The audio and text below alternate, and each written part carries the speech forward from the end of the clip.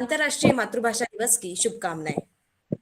मैं सुजाता भुजंग आप सभी को एक बहुत अच्छे ये जो प्रोग्राम है इसमें आपका स्वागत करती हूँ। मी सुजाता भुजंग तुमचं मनापासून या प्रोग्राम मध्ये स्वागत करते। Of eminent scholars and creative writers and I would like to extend a special welcome to today's speakers, G. Uma Maheshwar Rao, President, Linguistic Society of India. Welcome, sir.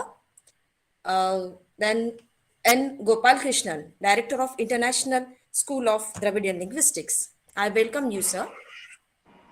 Mr. Khalid Hussain, the short story writer in Punjabi and recipient of Sahitya Academy Award 2020. Then Swami Anantar Nirav, the Pothavri poet and writer of author of Kuch Baki Hai and Nahi.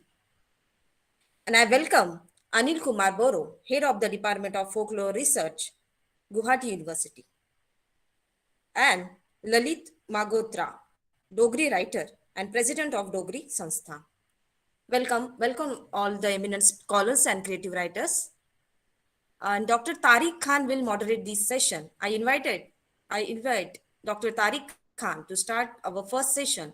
Over to you, Dr. Tariq Khan. Thank you. Thank you Sujata. आदाब।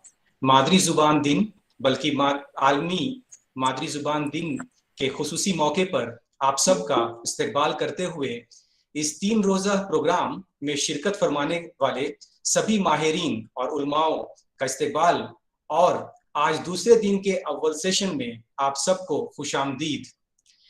इस session का मौजू ideas of eminent scholars and creative writers है और मुझे बेहद खुशी और मुसरत का एहसास हो रहा है कि आज हमारे बीच माहिर लिसानियात और तख्लीकी मुसन्निफीन तशरीफ लाए हैं और वो अपनी मादरी जुबान में अपने ख्यालात का इजहार करेंगे।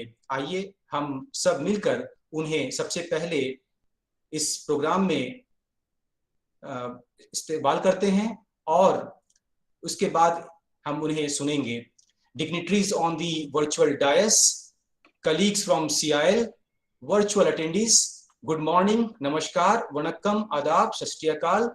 As you are aware, the Central Institute of Indian Languages is celebrating the International Mother Language Day 2022 with a 3-day program, and today is the second day, and the first session has expert linguists and creative writers sharing their ideas on and in mother tongues. We have with us Professor Anil Kumar Baro, Professor G. Uma Maheshwar Rao, President, Linguistic Society of India. He has not yet joined. He's caught up with a press meet. He'll be joining us in some time. Professor Naduvattam Gopalakrishnan, Director, International School of Dravidian Linguistics. Janab Khalid Sahab, short story writer, Punjabi. Shri Swami Antar Nirav ji, poet and writer of Potwari. And Professor Anil Kumar Baro, Head Department of Folklore, Guwahati University. So the idea of this program was to listen from eminent scholars, linguists, and creative writers on their views on mother tongues and know from them how they perceive mother tongues and what we can suggest to the government of India as stakeholders of mother tongues and languages. So in this program, the idea is to listen to all of you, and for this we thought the best way to go about would be to allow a kind of a multilingual approach or bilingual approach where you are free to speak in your mother tongue or mother tongues or freely oscillate between English, Hindi, and the mother tongues or any other language that you are aware of and that you would like to express in. We heartily welcome you, sir. We heartily welcome you, madam. We heartily welcome one and all present here. Let us begin without a delay. And for this session, I would first like to mention the speakers who are available today and then one by one introduce them all to you. The first speaker for the day was initially scheduled as Professor G. Umamheshwar Rao, President, Linguistic Society of India. But due to some pressing demands, he has not been able to join yet. He said he would be able to join us between 12 and 12:30. So we may have to start with the second speaker first, and then allow him to join on a later time. We also have with us Professor Naduvattam Gopalakrishnan, who is honorary director, International School of Dravidian. Hear you, I guess, for the first time on the platform of the Central Institute of Indian Languages. Then we also have Janab Khalid Sahab, and then Swami Antar Niravji is there. We are sorry to hear from Professor Mangotra that he would not be able to join due to some medical exigencies in his family. He would not be able to join. So we have only 5 speakers. 4 of them are present right now, and we may first begin with Professor Gopalakrishnan, and we have a format in which 20 to 25 minutes can be dedicated for the speech, and then we can have 5 minutes of interaction. We can have the interaction right after the speaker concludes or towards the end. Whatsoever is convenient will follow that.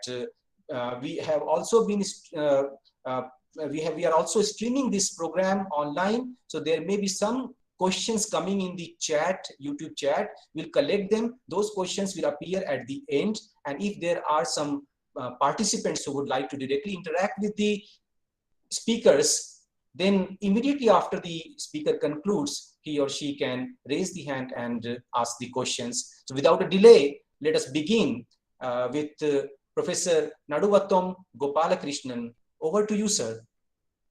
Please unmute yourself. Yes.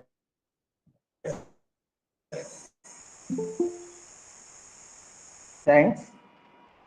Welcome you all. I am Naduvattam Gopalakrishnan, now honorary director of International School of Reading Linguistics, Dean of Socius India. I have known because we are conducting a reviewing linguistics on 25th and 26th at Paradiyar University, Coimbatore. So we are busy to arrange all these things. In any way, I am very thankful to the authorities to invite me to join this discussion. I have great pleasure to my ideas, my mother language, that is Malayalam, with you on the eve of Mother Language Day celebration of 2022. 21st February is observed as International Mother Language Day. As you know, 21st February of 1952, the students of Dhaka University in the East Pakistan agitated against the decision to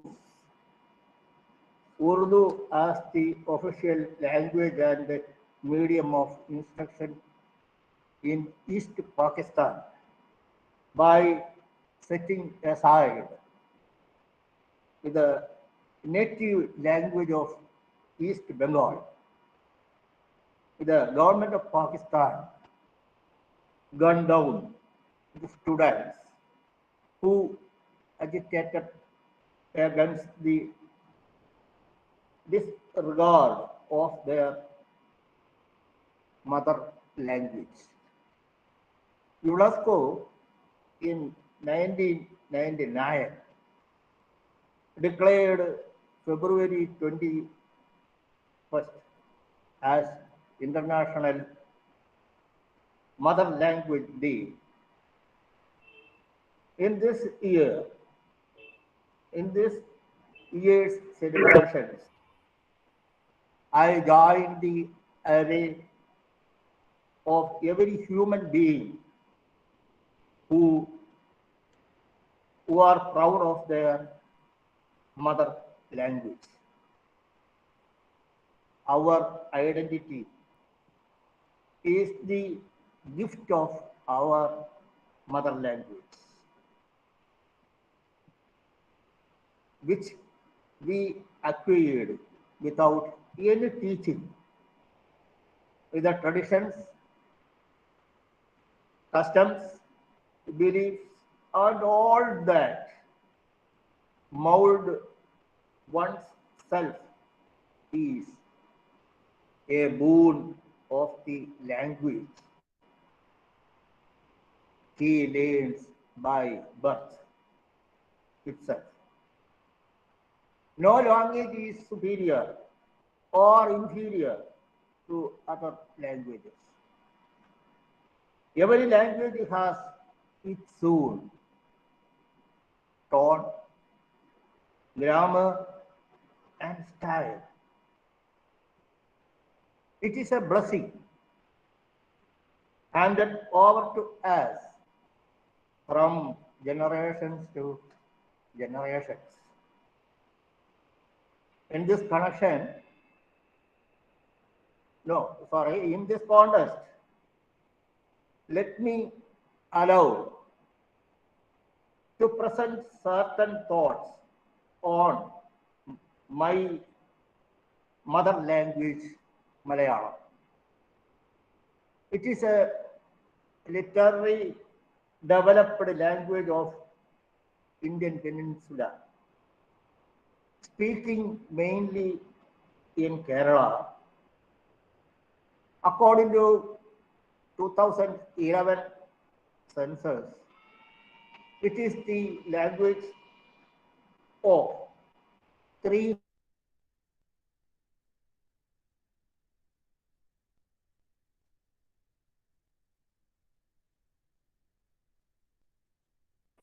crore 34 lakh. This stretch of land extended from Kasaragod district to Thiruvananthapuram district acquired state status in November 1956. Before the formation of this state, it was under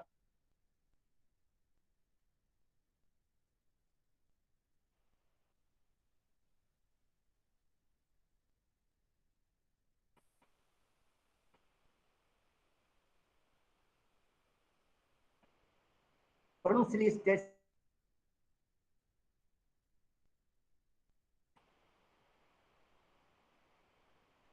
Malabar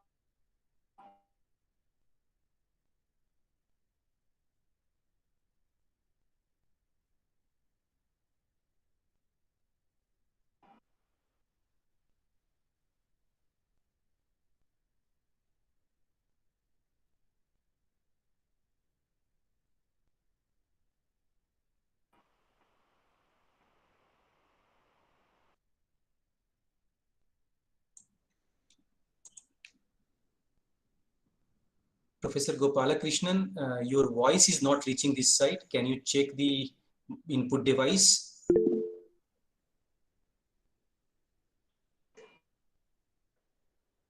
headed by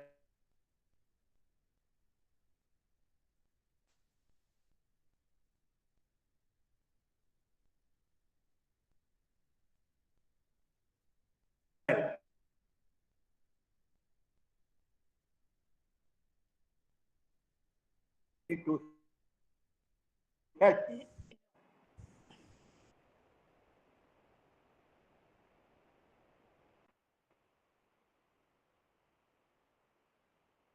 Professor Gopal Krishnan, if you have bandwidth problems, can you please turn your The video government off? in this. We can't. Hello. Sorry for the interruption. If you have bandwidth problems, please turn your video off.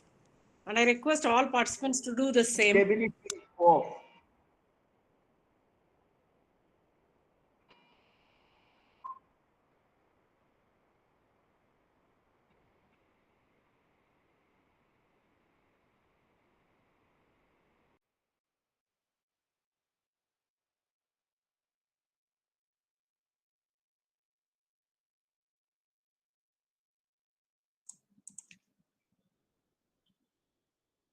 I guess there is some hello. network problem with, yeah, Professor Hello. Gopalakrishnan, your voice is reaching us. Please go ahead.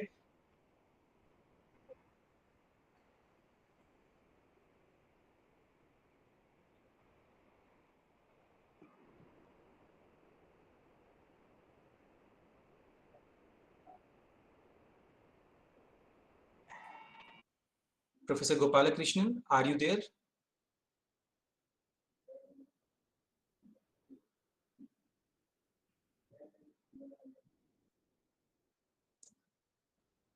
I guess there is some network problem with him and he is not able to reach us. Let us wait for a few seconds if he's able to get connected. Else we'll shift on to the next speaker and then ask him to rejoin later.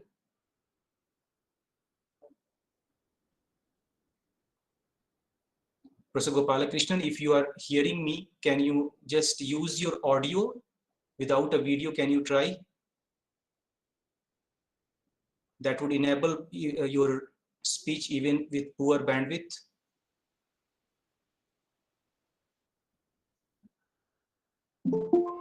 Then in but the government of Kerala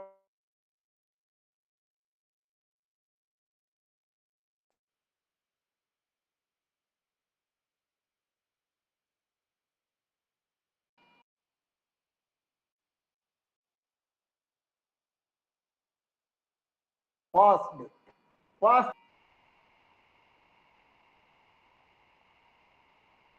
that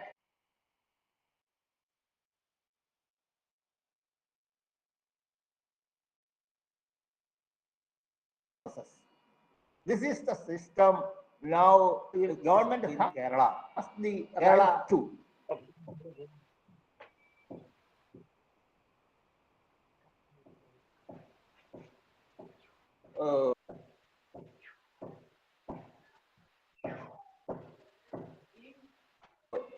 He has the freedom to select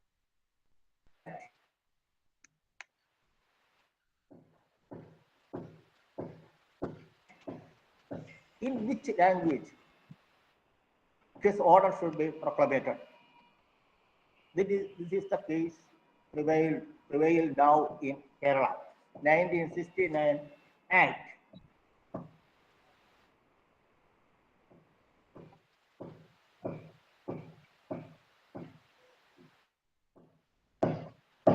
At this time, the University of Kerala allowed Malayalam as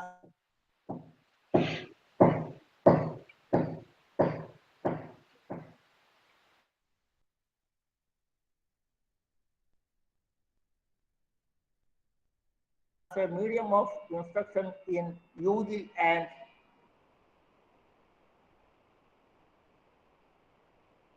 PG level.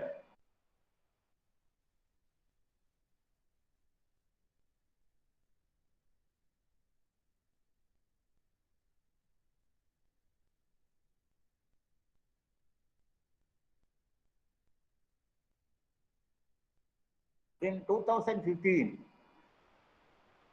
the Assembly of Kerala passed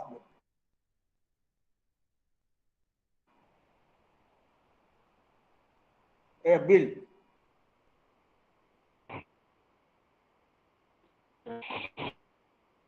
unanimously passed in the Samagra Bhasha Act, but it is of India still now.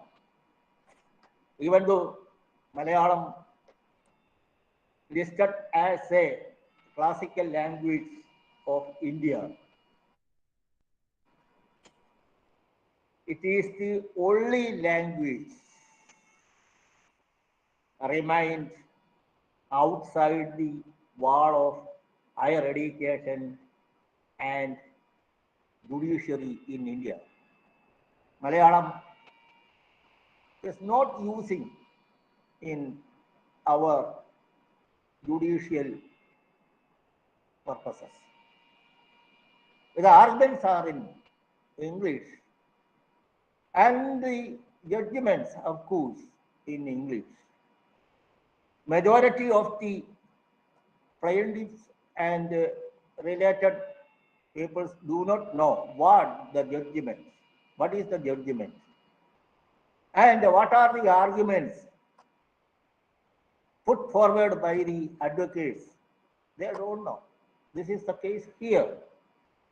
English is the official, major official language in Kerala state. Because the authorities have the freedom to use either English or Malayalam according to the 1969 Act. So, Mother Malayalam is not fully a official language in Kerala. This is the case. So far as 1969 Malayalam Act exists with a cry for the upliftment of Malayalam as an official language will remain unanswered. That is the case today. Here the education average is very high. But according to the 2011 census, 38%, nearly 38% have some knowledge on English. That is, reading. They can read it. They can write their names or their addresses in English. But the educated, most of the educated students are not in a position to speaking English fluently. The remaining 38, remaining 68%, they know only Malayalam. They didn't know what the government is doing. They have to approach an office through English only. When you go to an office and inquire about something related to his revenue records or whatever it may be, the answer will be in English. That is the case going on here. But in revenue divisions, we are fortunate to have Malayalam. We can write in Malayalam and send our applications in Malayalam, and we get a reply in Malayalam up to district level officers, that is Taluk officers of Revenue Department. English is the main language, it's the chief language in higher education even today. This is the case. This is a bird's view on the present situation of this mother language situation in Kerala. With these few words, I conclude my talk here. Thank you. Thank you, Professor Gopalakrishnan, for taking out time and for joining us, and also especially for managing to deliver your speech despite the network problems faced on your end. We are very grateful. And now it is time that we move on to the next speaker, for which it is my pleasure to invite the second speaker. And before that, let me also inform you that in this program, we have attempted a kind of a blend of those stakeholders who specialize in language sciences and those who specialize in literary studies or creative writing. So it's a kind of an experimental blend of experts and writers who analyze languages and who express languages creatively. And these two dimensions are very important, as you all might also agree. So it is my pleasure to shift from language analysis to creative writing now, for which I would first, I would like to invite Janab Khalid Sahab, and I would also like to introduce him to the audience listening to this session. Janab Khalid Sahab is a prolific writer, and he does not need any introduction. His first work appeared in 1976, and the latest one came out in 2020. And his works are characterized by wide presence of folk elements. So evidently, he has 4.5 decades of experience in storytelling. A very noticeable characteristic of his literary works is the use of akhan or folk elements and the omnipresence of the narrators. So therefore, his journey as a creative writer is also a kind of a historical portrayal of literature and literary devices of Punjabi. I'm very honored, sir, that you have accepted our invitation and you have joined us today. We would like to hear you, and I request you to kindly begin. Sir, please unmute yourself. Thank you very much. Is it possible that I speak in my mother language, Punjabi? By all means, sir, please go ahead. We would Okay. love to hear Punjabi from you. Okay, thank you.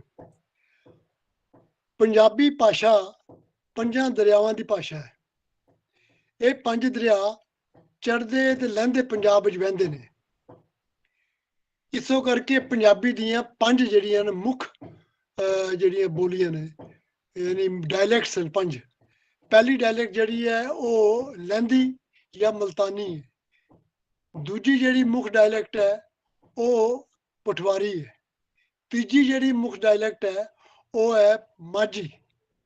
ਚੌਥੀ ਜਿਹੜੀ dialect ਹੈ ਉਹ ਹੈ ਦੁਆਬੀ। ਤੇ ਪੰਜਵੀਂ ਜਿਹੜੀ dialect ਹੈ ਉਹ ਹੈ ਆਪਣੇ ਇਹਨੂੰ ਪੰਜਵੀਂ ਡਾਇਲੈਕਟ ਜਿਹੜੀ ਹੈ ਉਹ ਮਲਵਈ ਹੈ ਸਾਡੀ। ਇਹ 5 ਡਾਇਲੈਕਟਸ ਹੋਣ ਤੇ ਫਿਰ ਪੰਜਾਬੀ ਭਾਸ਼ਾ ਦਾ ਇੱਕ ਪੂਰਾ ਸਰੂਪ ਬਣਦਾ ਹੈ। ਇਹਨਾਂ ਵਿੱਚ ਜਿਹੜੀ 2 ਭਾਸ਼ਾਵਾਂ ਜਿਹੜੀਆਂ ਨਾ, 2 ਸਾਡੀਆਂ ਜਿਹੜੀਆਂ ਮੁੱਖ ਡਾਇਲੈਕਟਸ ਹਨ, ਯਾਨੀ ਪਟਵਾਰੀ ਤੇ ਲਹਿੰਦੀ, ਇਹ ਤੇ ਦੇਸ਼ ਵੰਡ ਦੇ ਵਿੱਚ ਲਹਿੰਦੇ ਪੰਜਾਬ ਵਿੱਚ ਚਲੀ ਗਈਆਂ। ਤੇ ਅੱਧੀ ਭਾਸ਼ਾ ਜਿਹੜੀ ਹੈ ਦੀ ਮਾਝੀ ਦੀ ਉਹ ਸਾਡੇ ਕੋਲ ਰਹਿ ਗਈ, ਤੇ ਅੱਧੀ ਜਿਹੜੀ ਦੇਸ਼ ਵੰਡ ਦੇ ਨਾਲ ਹੀ ਲਹਿੰਦੀ ਪੰਜਾਬ ਵਿੱਚ ਚਲੀ ਗਈ। ਸਾਡੇ ਕੋਲ ਓਰੀਜਨਲ ਇਸ ਵੇਲੇ 2 ਭਾਸ਼ਾਵਾਂ ਪੂਰੀਆਂ, ਯਾਨੀ ਮਲਵਈ ਤੇ ਦੁਆਬੀ, ਅਤੇ ਕੁਝ ਹਿੱਸਾ ਜਿਹੜਾ ਯਾਨੀ 2 ਡਿਸਟ੍ਰਿਕਟ ਜਿਹੜੇ ਸਾਡੇ ਪੁਰਾਣੇ ਗੁਰਦਾਸਪੁਰ ਤੇ ਅੰਮ੍ਰਿਤਸਰ, ਇਹ 2 ਜ਼ਿਲ੍ਹੇ ਨੇ ਜਿਨ੍ਹਾਂ ਵਿੱਚ ਮਾਝੀ ਭਾਸ਼ਾ ਤੇ ਉਹਦੀਆਂ ਉਪ ਬੋਲੀਆਂ ਜਿਹੜੀਆਂ ਬੋਲੀ ਜਾਂਦੀਆਂ ਨੇ। ਇਹ ਜਿਹੜੀ ਭਾਸ਼ਾ ਜਮਾ ਇੰਡੀਆ ਦੇ ਵਿੱਚ ਤੇ ਜਦੋਂ ਮਤਲਬ ਇਹਦਾ ਲక్ష్మణ ਸਿੰਘ ਗਿੱਲ ਦੀ ਹਕੂਮਤ ਆਈ ਪੰਜਾਬ ਦੇ ਵਿੱਚ, ਉਹਨੇ ਇਸ ਭਾਸ਼ਾ ਨੂੰ, ਆਪਣੀ ਯਾਨੀ ਪੰਜਾਬੀ ਭਾਸ਼ਾ ਨੂੰ ਸਰਕਾਰੀ ਭਾਸ਼ਾ ਦਾ ਰੁਤਬਾ ਦੇ ਕੇ ਕਾਲਜਾਂ, ਸਕੂਲਾਂ, ਦਫ਼ਤਰਾਂ ਦੇ ਵਿੱਚ ਇਹਨੂੰ ਲਾਗੂ ਕਰਨ ਦਾ ਫਰਮਾਨ ਜਾਰੀ ਕਰ ਦਿੱਤਾ। ਪਰ ਅੱਜ ਤੱਕ ਵੀ ਚੜ੍ਹਦੇ ਲਹਿੰਦੇ ਪੰਜਾਬ ਦੇ ਵਿੱਚ ਪੰਜਾਬੀ ਭਾਸ਼ਾ ਨੂੰ ਸਰਕਾਰੀ ਜਿਹੜੀ ਹੈ ਨਾ ਉਹ ਮਾਨਤਾ ਨਹੀਂ ਮਿਲੀ। ਉਹ ਕਿਸੇ ਸਕੂਲ ਦੇ ਜਾਂ ਕਾਲਜ ਵਿੱਚ ਹੇਠਲੀ ਸਤਹ ਤੇ ਨਹੀਂ ਪੜ੍ਹਾਈ ਜਾਂਦੀ, ਪਰ ਜੇ MA ਕਰਨਾ ਹੋਏ ਤੇ ਤਾਂ ਉਹਨਾਂ ਨੂੰ ਉਸਦਾ MA ਦੇ ਵਿੱਚ ਉਹ ਕਰ ਸਕਦੇ ਨੇ, MA ਕਰ ਸਕਦੇ ਨੇ। ਲੇਕਿਨ ਇਹ ਭਾਸ਼ਾ ਜਿਹੜੀ ਹੈ ਰੋਜ਼ਗਾਰ ਦੀ ਭਾਸ਼ਾ ਨਹੀਂ ਬਣੀ। ਜਿਸ ਤਰ੍ਹਾਂ ਕਿ ਸਾਡੇ ਵਾਲੇ ਪਾਸੇ ਇਹ ਭਾਸ਼ਾ ਰੋਜ਼ਗਾਰ ਦੀ ਬਣੀ ਹੈ, ਪਰ ਲਹਿੰਦੇ ਪੰਜਾਬ ਦੇ ਵਿੱਚ ਨਾ ਤੇ ਇਹ ਸਰਕਾਰੀ ਭਾਸ਼ਾ ਬਣੀ, ਨਾ ਇਹ ਬਲੀ ਯਾਨੀ ਅਸੈਂਬਲੀ ਵਿੱਚ ਤੁਸੀਂ ਨਹੀਂ ਬੋਲ ਸਕਦੇ। ਇਸ ਨੂੰ ਕੋਈ ਸਰਕਾਰੀ ਜਿਹੜੀ ਮਾਨਤਾ ਬਿਲਕੁਲ ਨਹੀਂ ਮਿਲੀ। ਲੇਕਿਨ ਪੰਜਾਬੀ ਜਿਹੜੀ ਅੱਜ ਵੀ ਸਭ ਤੋਂ ਜ਼ਿਆਦਾ ਜਿਹੜੀ ਬੋਲੀ ਜਾ ਰਹੀ ਹੈ ਉਹ ਲਹਿੰਦੇ ਪੰਜਾਬ ਵਿੱਚ ਹੀ ਬੋਲੀ ਜਾ ਰਹੀ ਹੈ। ਲਹਿੰਦੇ ਪੰਜਾਬ ਦੇ ਵਿੱਚ ਪੰਜਾਬੀ ਬੋਲਣ ਵਾਲਿਆਂ ਦੀ ਗਿਣਤੀ ਤਕਰੀਬਨ 12 ਕਰੋੜ ਹੈ। ਔਰ ਜਿਹੜਾ ਸਾਡੇ ਵਾਲਾ ਪੰਜਾਬ ਹੈ, ਜਿਹੜਾ ਚੜ੍ਹਦਾ ਪੰਜਾਬ ਹੈ, ਇਹਦੇ ਵਿੱਚ ਇਹ ਕੋਈ 2.5 ਪੌਣੇ 3 ਕਰੋੜ ਦੇ ਕਰੀਬ ਲੋਕੀ ਜਿਹੜੇ ਨੇ ਇਹ ਪੰਜਾਬੀ ਭਾਸ਼ਾ ਬੋਲਦੇ ਨੇ, ਤੇ ਬਾਕੀ ਦੇ ਜਿਹੜੇ ਕੋਈ 60-70 ਲੱਖ ਦੇ ਕਰੀਬ ਲੋਕ ਜਿਹੜੇ ਉਹ ਦੁਨੀਆ ਦੇ ਵੱਖ-ਵੱਖ ਥਾਵਾਂ 'ਚ ਰਹਿਣ ਵਾਲੇ ਜਿਹੜੇ ਪੰਜਾਬੀ ਨੇ ਉਹ ਉੱਥੇ ਬੋਲਦੇ ਨੇ। ਪੰਜਾਬੀ ਭਾਸ਼ਾ ਜਿਹੜੀ ਬੜੀ ਇੱਕ ਅਮੀਰ ਭਾਸ਼ਾ, ਸਾਡੇ ਕੋਲ ਇਹਦਾ ਜਿਹੜਾ ਰਿਟਨ ਲਿਟਰੇਚਰ ਹੈ ਉਹ 12ਵੀਂ ਸਦੀ 'ਚ ਮਿਲਦਾ ਸਾਨੂੰ। ਇਸ ਤੋਂ ਪਹਿਲੇ ਜਦੋਂ ਗੰਦਾਰਾ ਸਿਵਲਾਈਜੇਸ਼ਨ ਸੀ ਪੰਜਾਬ ਦੇ ਵਿੱਚ, ਤੇ ਉਸ ਵੇਲੇ ਪਾਲੀ ਜ਼ਬਾਨ ਦਾ ਇਹਦੇ ਪਰ ਜ਼ਿਆਦਾ ਜ਼ੋਰ ਸੀ, ਤੇ ਇਸੋ ਕਰਕੇ ਜਿਹੜੀ ਪੰਜਾਬੀ ਹੈ ਉਹਦੀ ਜਿਹੜੀ ਮਾਂ ਹੈ ਉਹ ਸੰਸਕ੍ਰਿਤ ਤੇ ਪਾਲੀ ਹੈ।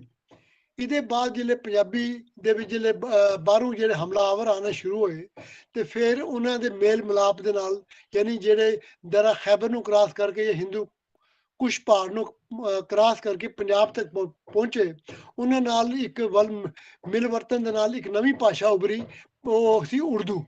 ਔਰ ਇਹ ਪੰਜਾਬੀ ਦੇ ਜਿਹੜੇ ਨਾ ਤਕਰੀਬਨ 60% ਜਿਹੜੇ ਨੇ 60% ਸ਼ਬਦ ਜਿਹੜੇ ਨਾ ਉਹ ਉਰਦੂ ਦੇ ਵਿੱਚ ਹਨ। ਤੇ ਇਸੋ ਕਰਕੇ ਉਰਦੂ ਤੇ ਪੰਜਾਬੀ ਬੜੀ ਨੇੜੇ ਨੇੜੇ ਦੀ ਭਾਸ਼ਾ। ਫਿਰ ਸਾਡੇ ਕੋਲ 2 ਸਕ੍ਰਿਪਟ ਨੇ ਜਿਹੜੇ ਮੇਨ। ਉਂਝ ਤੇ ਪੰਜਾਬੀ ਤੁਸੀਂ ਕਿਸੇ ਵੀ ਸਕ੍ਰਿਪਟ 'ਚ ਲਿਖੋ ਉਹ ਕਬੂਲ ਹੈ।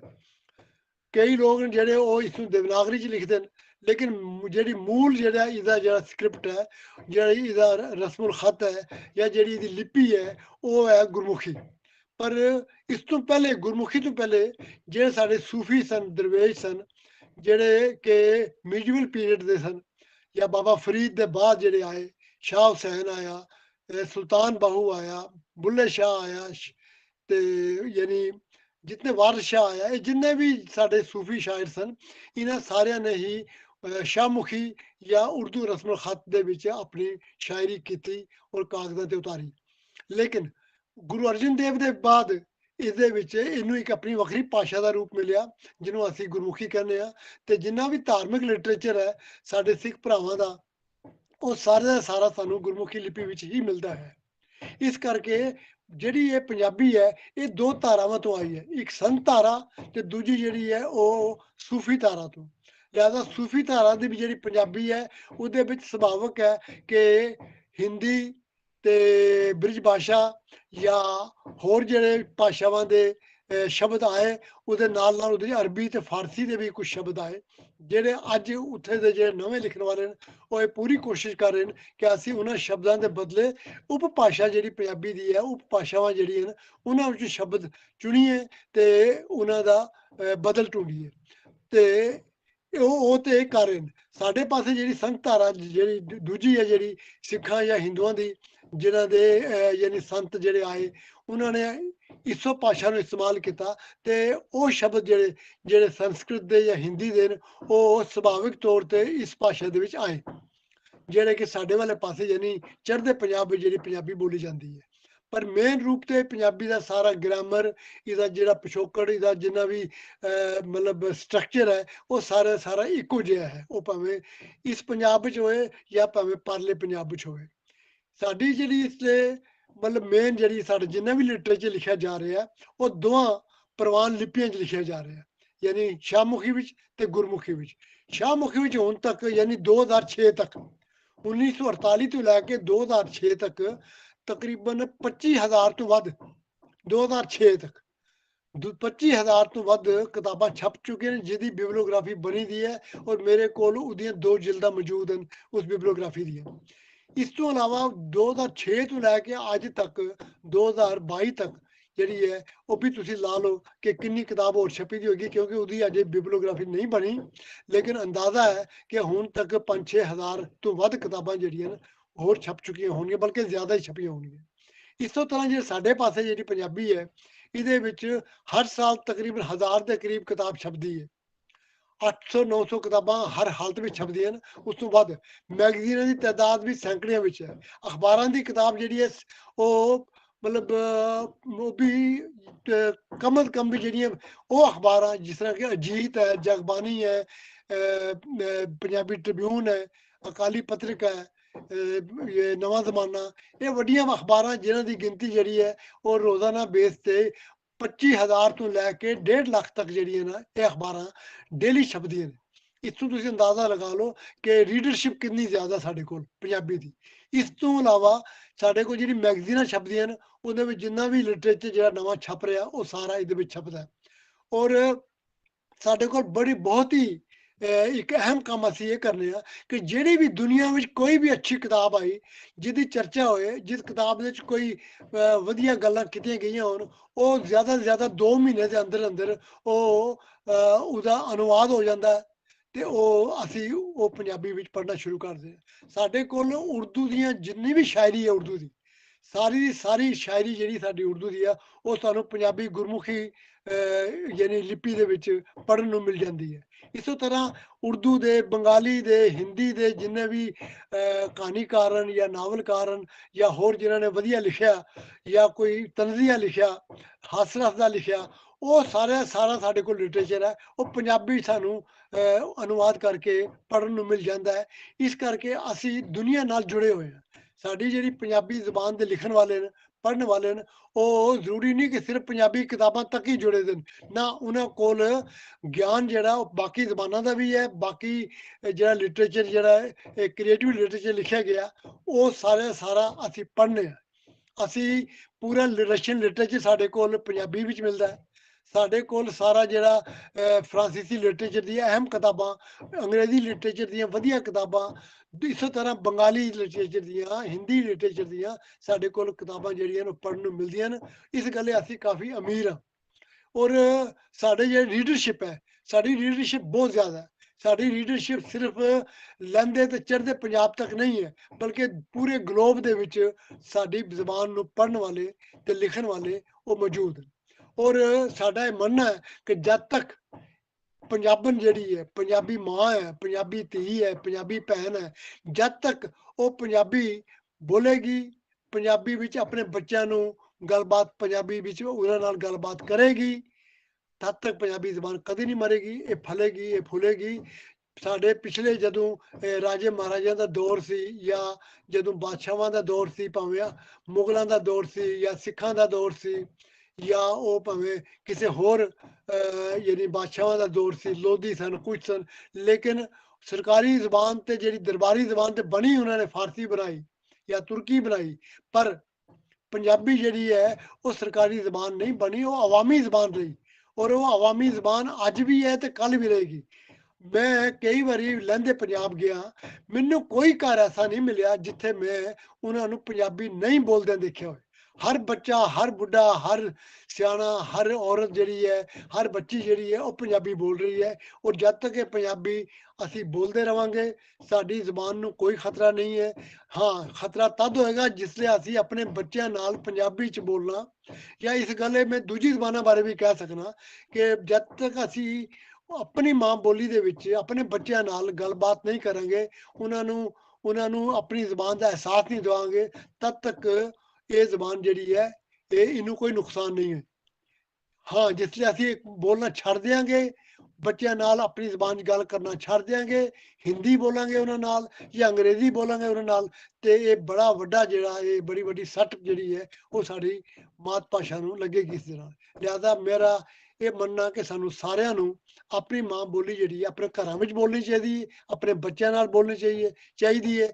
ਜ਼ਰੂਰ ਠੀਕ ਹੈ ਉਹ ਸਕੂਲਾਂ ਵਿੱਚ ਜਾਣ, ਪ੍ਰਾਈਵੇਟ ਸਕੂਲਾਂ ਜਾਣ, ਪੈਸੇ ਵਾਲੇ ਵੱਡੇ ਵੱਡੇ ਸਕੂਲਾਂ 'ਚ ਭੇਜਦੇ ਨੇ ਆਪਣੇ ਬੱਚਿਆਂ ਨੂੰ, ਉੱਥੇ ਉਹਨਾਂ ਨੂੰ ਅੰਗਰੇਜ਼ੀ, ਹਿੰਦੀ ਜਾਂ ਉਰਦੂ ਵਗੈਰਾ ਪੜ੍ਹਾਈ ਜਾਂਦੀ ਹੈ, ਉਹ ਪੜ੍ਹਨ। ਲੇਕਿਨ ਆਪਣੇ ਘਰ ਵਿੱਚ ਜਿਸ ਲਈ ਆਉਣ, ਉੱਥੇ ਦੇ ਕੁੱਲ 6 ਘੰਟੇ ਰਹਿਣਗੇ ਜਾਂ 7 ਘੰਟੇ ਰਹਿਣਗੇ, ਬਾਕੀ ਸਮਾਂ ਉਹਨਾਂ ਨੇ ਆਪਣੇ ਘਰ 'ਚ ਗੁਜ਼ਾਰਨਾ।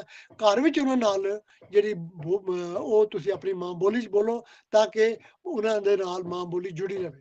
ਦੂਜੀ ਗੱਲ ਇਹ ਹੈ ਕਿ ਸਾਡੀ ਜਿਹੜੀ ਭਾਸ਼ਾ ਹੈ, ਇਸ ਦੇ ਵਿੱਚ ਜਿਹੜਾ ਦੁਨੀਆ ਦਾ ਲਿਟਰੇਚਰ ਹੈ, ਖਾਸ ਤੌਰ ਤੇ ਮੈਡੀਕਲ ਸਾਇੰਸਿਸ ਜਾਂ ਇੰਜੀਨੀਅਰਿੰਗ ਸਾਇੰਸਿਸ, ਇਹਦੀਆਂ ਜਿਹੜੀਆਂ ਕਿਤਾਬਾਂ ਸਾਨੂੰ ਮਜਬੂਰਨ ਅੰਗਰੇਜ਼ੀ ਵਿੱਚ ਹੀ ਪੜ੍ਹਨੀਆਂ ਪੈਂਦੀਆਂ ਨੇ, ਜਦ ਕਿ ਸਾਨੂੰ ਇਹ ਸਾਰਾ ਦਾ ਸਾਰਾ ਜਿਹੜਾ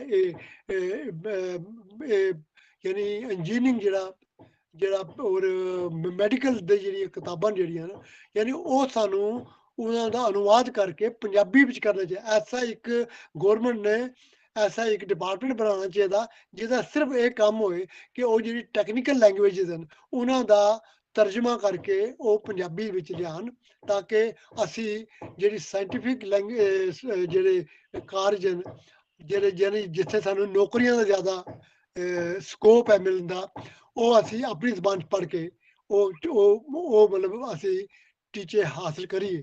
ਜਿਸ ਤਰ੍ਹਾਂ ਕਿ ਤੁਸੀਂ ਦੇਖੋ ਚੀਨ ਦੇ ਵਿੱਚ ਚੀਨੀ ਜ਼ਬਾਨ 'ਚ ਹਰ ਚੀਜ਼ ਪੜ੍ਹਾਈ ਜਾਂਦੀ ਹੈ, ਰਸ਼ੀਆ ਵਿੱਚ ਰਸ਼ੀਅਨ ਜ਼ਬਾਨ 'ਚ ਪੜ੍ਹਾਈ ਜਾਂਦੀ ਹੈ। ਦੁਨੀਆ ਦੀ ਕਈ ਜ਼ਬਾਨਾਂ ਐਸੀਆਂ ਹਨ ਜਿਨ੍ਹਾਂ ਵਿੱਚ ਉਹਨਾਂ ਨੂੰ ਲੇਟੈਸਟ ਜਿਹੜਾ ਲਿਟਰੇਚਰ ਹੈ ਸਾਇੰਸ ਦਾ ਜਾਂ ਇੰਜੀਨੀਅਰਿੰਗ ਦਾ ਜਾਂ ਕਿਸੇ ਹੋਰ ਯਾਨੀ ਜਿਹੜੇ ਪ੍ਰੋਫੈਸ਼ਨਲ ਜਿਹੜੇ ਸਬਜੈਕਟਸ ਹਨ, ਉਹ ਉਹਨਾਂ ਦੀ ਆਪਣੀ ਮਾਤ ਭਾਸ਼ਾ 'ਚ ਪੜ੍ਹਾਏ ਜਾਂਦੇ ਨੇ ਤੇ ਉਹਨਾਂ ਨੂੰ ਔਖਾ ਨਹੀਂ ਲੱਗਦਾ ਔਖਾ।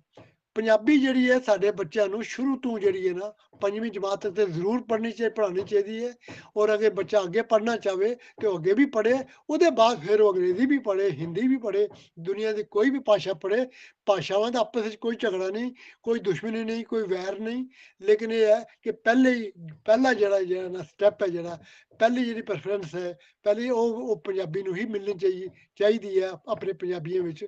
ਤੇ ਤਾਈਓ ਸਾਡਾ ਜਿਹੜਾ ਲਿਟਰੇਚਰ ਹੈ ਇਤਨਾ ਅਮੀਰ ਹੈ, ਜੇ ਅਸੀਂ ਆਪਣੇ ਬਾਬਿਆਂ ਨੂੰ ਪੜ੍ਹੀਏ, ਜੇ ਅਸੀਂ ਆਪਣੇ ਸੂਫੀਆਂ ਨੂੰ ਪੜ੍ਹੀਏ, ਸੰਤਾਂ ਨੂੰ ਪੜ੍ਹੀਏ, ਭਗਤ ਕਬੀਰ ਨੂੰ ਪੜ੍ਹੀਏ, ਰਵਿਦਾਸ ਨੂੰ ਪੜ੍ਹੀਏ, ਪਲਟਾ ਜੀ ਨੂੰ ਪੜ੍ਹੀਏ, ਇਹਦੇ ਇਲਾਵਾ ਅਸੀਂ ਅਗਰ ਬਾਬਾ ਫਰੀਦ ਨੂੰ ਪੜ੍ਹੀਏ, ਯਾਨੀ ਬਾਬਾ ਨਾਨਕ ਨੂੰ ਪੜ੍ਹੀਏ, ਇਹ ਉਹ ਸਾਡੇ ਯਾਨੀ ਮੋਤੀ ਹਨ ਜਿਨ੍ਹਾਂ ਦਾ ਕਲਾਮ ਜਿਹੜਾ ਸਾਡੇ ਦਿਲਾਂ 'ਚ ਵਸਦਾ, ਜਿਨ੍ਹਾਂ ਦਾ ਕਲਾਮ ਪੜ੍ਹ ਕੇ ਅਸੀਂ ਜਵਾਨ ਹੋਏ ਹਾਂ ਔਰ ਅਸੀਂ ਉਹਨਾਂ ਦੇ ਸਿਧਾਂਤ ਤੇ ਅਮਲ ਕਰਨੇ ਜੋ ਸਾਨੂੰ ਉਹਨਾਂ ਨੇ ਕਿਹਾ, ਬਾਬਿਆਂ ਨੇ ਕਿਹਾ। ਅੱਜ ਵੀ ਤੁਸੀਂ ਕਿਤੇ ਵੀ ਚਲੇ ਜਾਓ, ਦੁਨੀਆ ਦੇ ਕਿਸੇ ਵੀ ਕੋਨੇ ਵਿੱਚ ਪੰਜਾਬੀ ਦਾ ਕੋਈ ਪ੍ਰੋਗਰਾਮ ਚੱਲ ਰਿਹਾ ਹੋਏਗਾ ਤੇ ਉੱਥੇ ਤੁਹਾਨੂੰ ਵਾਰਿਸ ਸ਼ਾਹ ਮਿਲੇਗਾ, ਉੱਥੇ ਤੁਹਾਨੂੰ ਬੁੱਲੇ ਸ਼ਾਹ ਮਿਲੇਗਾ, ਉੱਥੇ ਤੁਹਾਨੂੰ ਸੁਲਤਾਨ ਬਾਹੂ ਮਿਲੇਗਾ, ਉੱਥੇ ਤੁਹਾਨੂੰ ਪੀਲੂ ਮਿਲੇਗਾ, ਉੱਥੇ ਤੁਹਾਨੂੰ ਇਹ ਸਾਰੇ ਉਹ ਬਾਬੇ ਮਿਲਣਗੇ ਜਿਨ੍ਹਾਂ ਦਾ ਕਲਾਮ ਲੋਕੀ ਅੱਜ ਸੰਗੀਤ ਰਾਹੀਂ ਗਾਉਂਦੇ ਨੇ ਔਰ ਉਹਦਾ ਮਤਲਬ ਲੁਤਫ ਉਠਾਉਂਦੇ ਨੇ।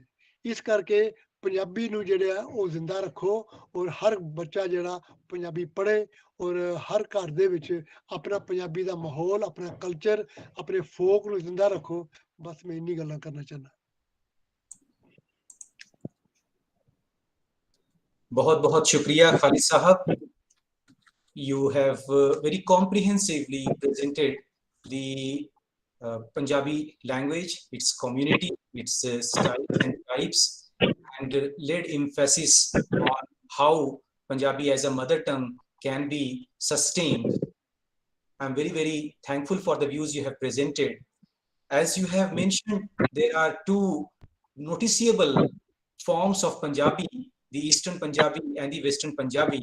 So it is the right time we move on to the next speaker, who is also the representative of the Western Punjabi variety. It is my pleasure to invite the next speaker, who is none other than Swami Anil ji. And with this introduction, I would like to first introduce Swami Anil ji and request other participants to please unmute yourself so that there is no interference. Please turn off your videos also, and I'll request only the speaker to keep his video and audio on. Let me introduce the speaker. We have with us Swami Anil ji, who is a poet and writer of note. and he writes in Potwari or Ponchi, which is the Western variety of Punjabi. He's the author of works such as Kuch Baki Hai and Nahi. His works embody great sensibility towards nature. The use of proverbs, metaphors, and literary devices are evident in his work, and they point to a new style of writing that we can confidently say is indigenous and native. So he also has an excellent understanding of psychology and healing. With these words, I would request Swami Antarniravji to start his speech, and I would also request him to freely use Hindi or Punjabi or Ponchi as he may feel convenient. Over to Swami Antarniravji. Please unmute yourself, sir. Thank you, Tariq. I would begin with psychology. I have an old man here. Yesterday, day before yesterday, I was talking to him about the Freudian psychosexual stages of development, like oral stage, anal stage, phallic stage, latency, adolescence, early adulthood, late adulthood. No. And that old man is a wonderful person he was. He said, no, I don't agree. How can he tell about the mind of the children?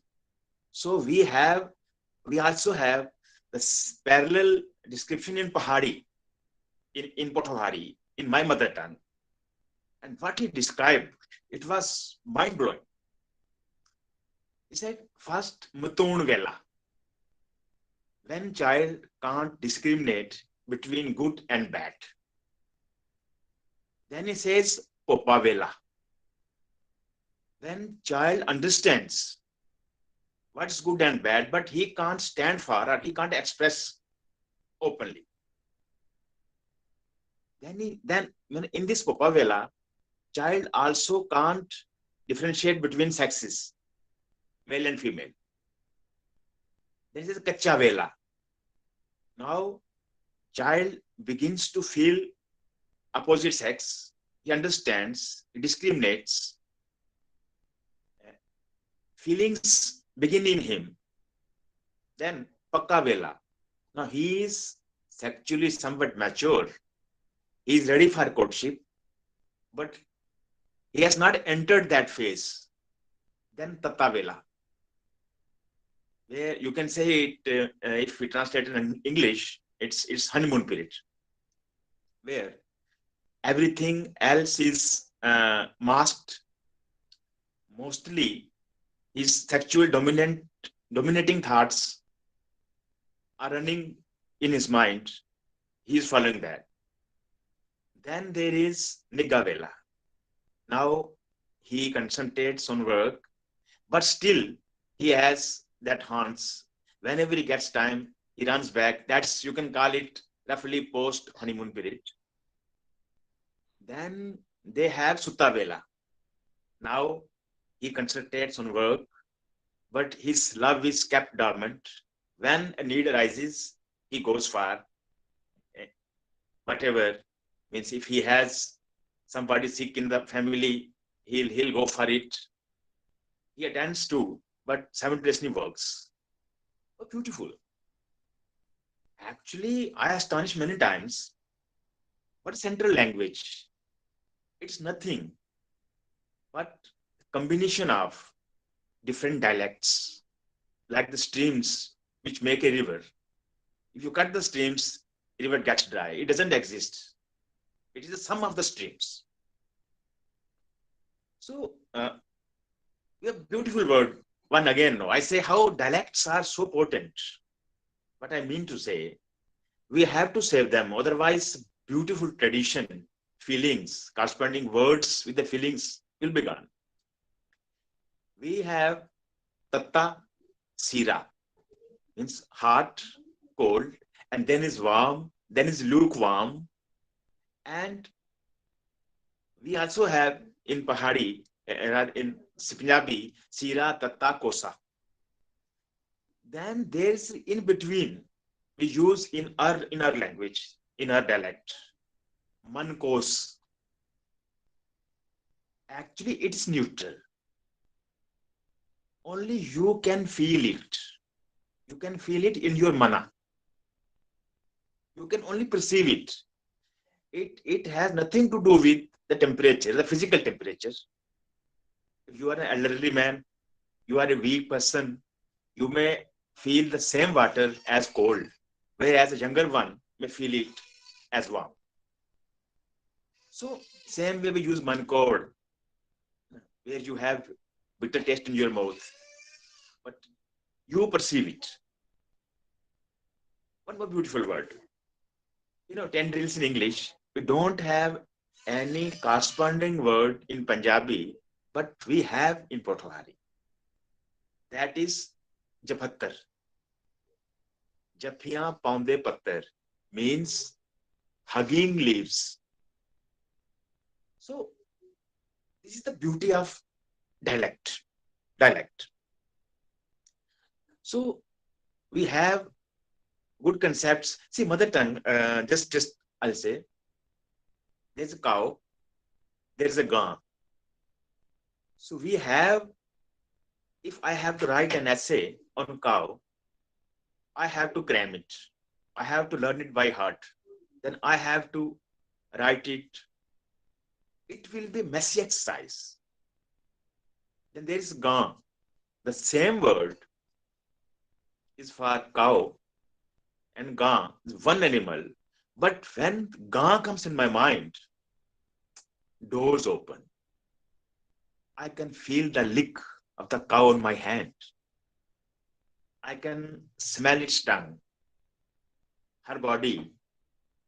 I can feel the milk. I can feel the, greasiness in her milk. When she demands grass, I know. When she is crying for water, I can perceive. When she is crying for mating, no. She wants to be pregnant, I can feel. So I don't need any pen and paper. You sit before me, I can talk for hours about my cows. My gun, not my cow. That's the difference. So the education in mother tongue is must. And the secondary, I'm losing my mother tongue. See, our lifestyle is gone, nearly gone. Many words have gone. Now we don't want ants. So the ant hole, pilto, is gone. The types of ant, their body structure is gone. Because I think the time will come when we will only be left with few nouns, adjectives, and verbs, and we will call it our language, which will not be. I have serious concerns because we have to document it. We need bigger resources. In home, as Khalid Sahab said, if we keep on speaking, we'll keep on speaking, but the things will go. You're left with only few words. The rest we have to borrow. I think it's the destiny of the language sometimes. Though I try to use my words in my poetry so that we may be able to keep it for some time. At least if somebody will read my works and they will refer what's the meaning. But I don't think it will go too long. We need documentation. So I don't know how it will. So I have collected some words, so some unique words, but I don't know how I'll be able to keep them with their images or drawings. Much is to be done there. And secondary, as Khalid Sahab said, the partition has caused much loss. 35 lakh people are speaking my dialect across the border. Here we are 12 lakh. So, and again, there's a problem here we have three populations: Muslim population, Hindu population, and Sikh population. So Muslims use Shahmukhi, Persian script, whereas my Hindu brethren, they use Devanagari, and in Sikh population, when people use Gurmukhi. So things are, I don't think they're so easy. And partition has created much loss. And moreover,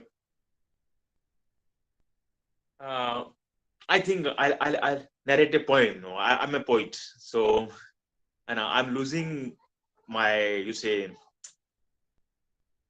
since I'm losing my language, so I'm losing the sense of orientation also now. So I'll read a poem, Srasti.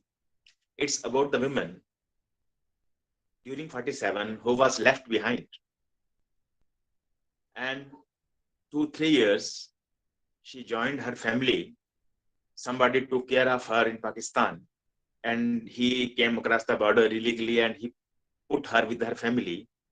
But her family had not accepted her, and she was left as destitute.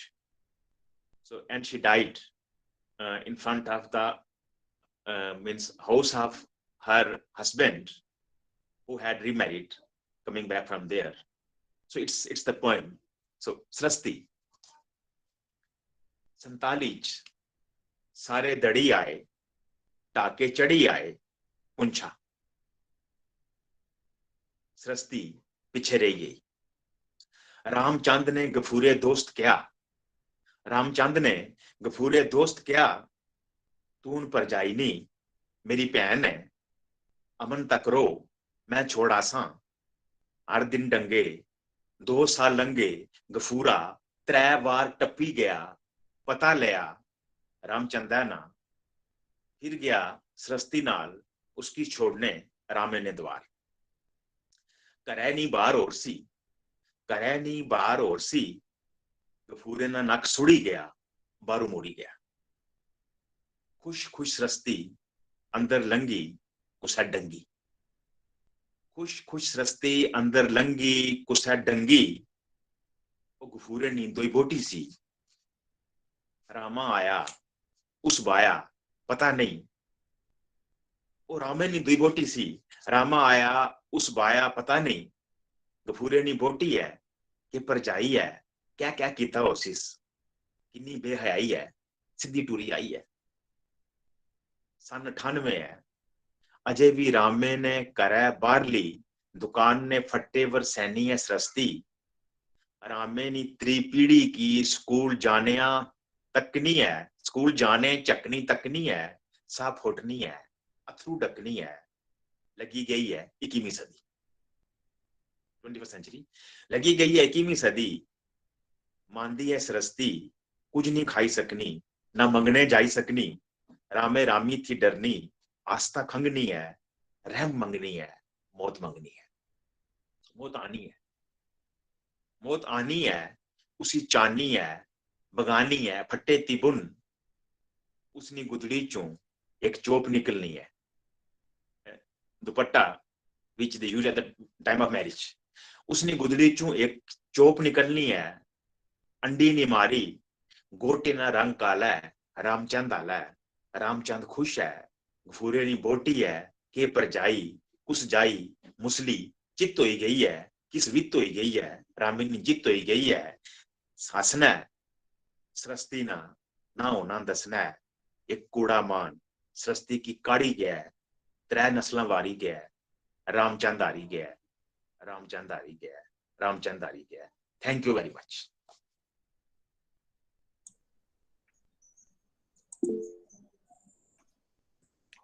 Thank you, Swamiji. You have, in a very precise and lucid manner, explained how different varieties of a language are important because they embody different worldviews and various culture-specific things which are hidden in them are often, they often die out and are often ignored because of our attempt to follow these standard varieties. it is very important for all of us to understand that various speech forms that belong or that are clubbed as varieties of a language, dialects of a language, have certain ways to express nature and the culture which would not be appearing in the standard forms in the textbooks. And that is what you have emphasized on in your various examples. And I'm very happy that you have brought before us these points, because these are the points that directly connect with those language enthusiasts who are working on language endangerments and in endangerment situations, and they are trying to safeguard various endangered languages. I'm also happy that it was a very rare occasion when we could hear the Eastern and the Western varieties of Punjabi, thanks to Khalid Sahab and thanks to you. Now it's time we move on to our next speaker, who is none other than Professor Anil Kumar Baro. And let me introduce Professor Anil Kumar Baro to the esteemed audience. Professor Anil Kumar Baro is head of the Department of Folklore Research, Guwahati University. He is associated with the Sahitya Academy as an executive board member and also a governing council member. He writes in Bodo, Assamese, and English and has over 20 books to his credit. His works include creative writing as well as literary criticism. He is also the recipient of Sahitya Academy Award 2013 in Bodo and Rang Sagar Literature Award by Bodo Sahitya Sabha. He has also served as the editor and translator for very important works. So without a delay, let me request Professor Anil Kumar Baro to begin his conversation. Over to Professor Anil Kumar Baro. Sir, you may please begin.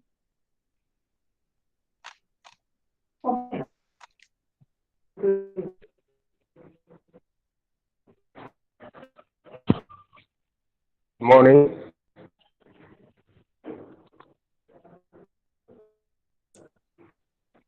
Professor Baro, please unmute yourself. And please feel free to speak in the language that you want.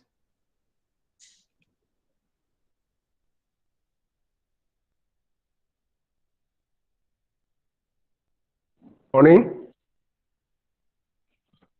So, good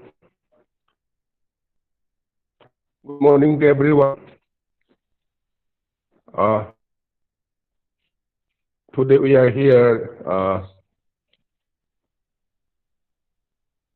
from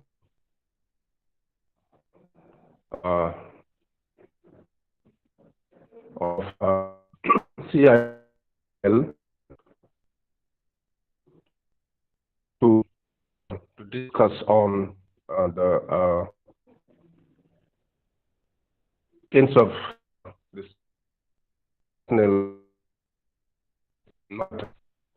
International Day of Mother Tongue and the and the second of IL's program. So here in this morning session, already the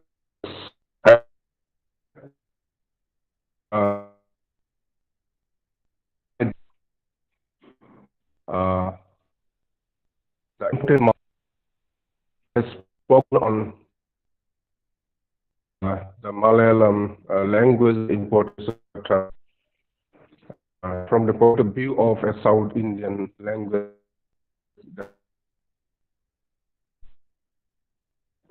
From the village, and I am here now from the Northeast India. There's a lot of India that is mostly represented by tribal languages, oral languages, and languages which are more from Sinative or the Parman.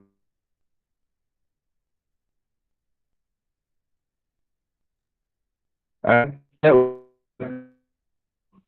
other languages either Hindi or the or Marathi. And here in this India, we have also this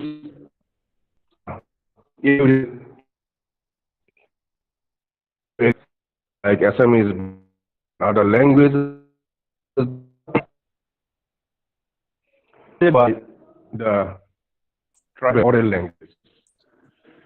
And Professor Boro, among sorry the to languages, your voice is not reaching properly. Can you check? not clear. Yeah, now Okay, now okay, okay, okay, please, now it is clear. okay.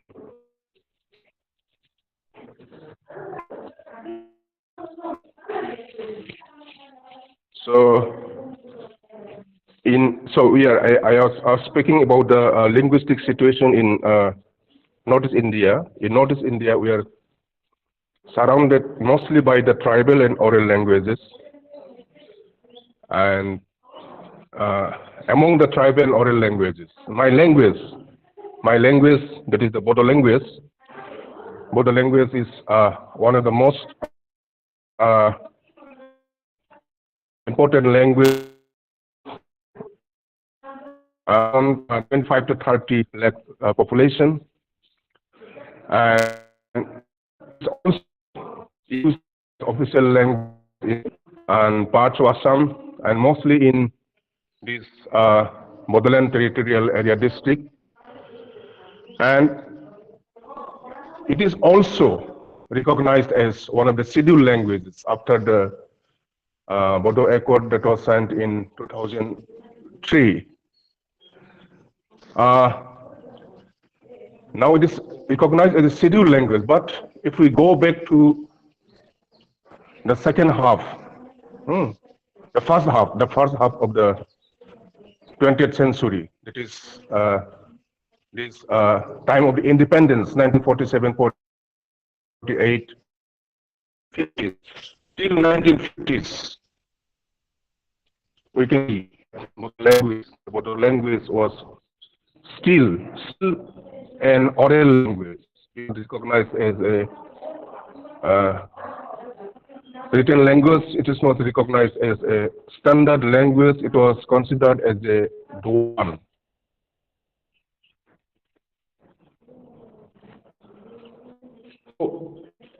It was only of the Bodo Sahib in 1952.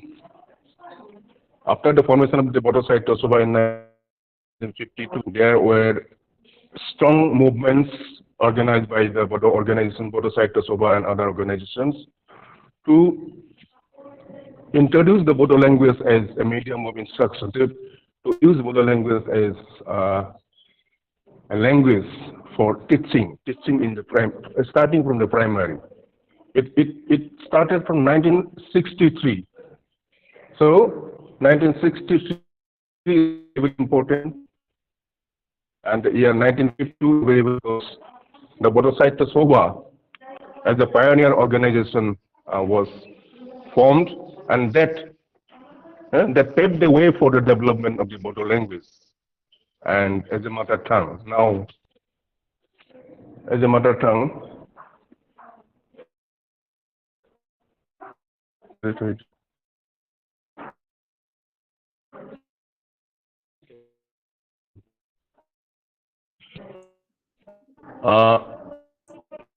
attain a position of prestige after that only as mother tongue. Now that we can speak about the honor and dignity and status that is assigned to mother tongue.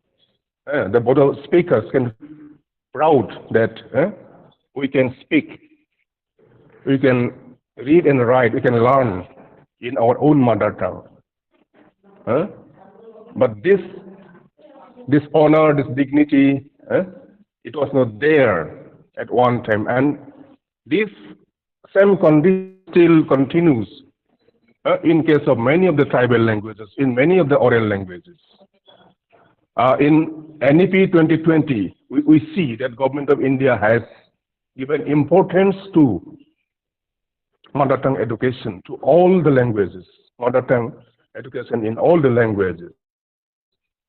Even in Assam, we have so many languages, tribal languages, like Garo, Rabha, Tiwa, Missing, Dimasa, and even in the hill states like Nagaland, then Arunachal, then Mizoram.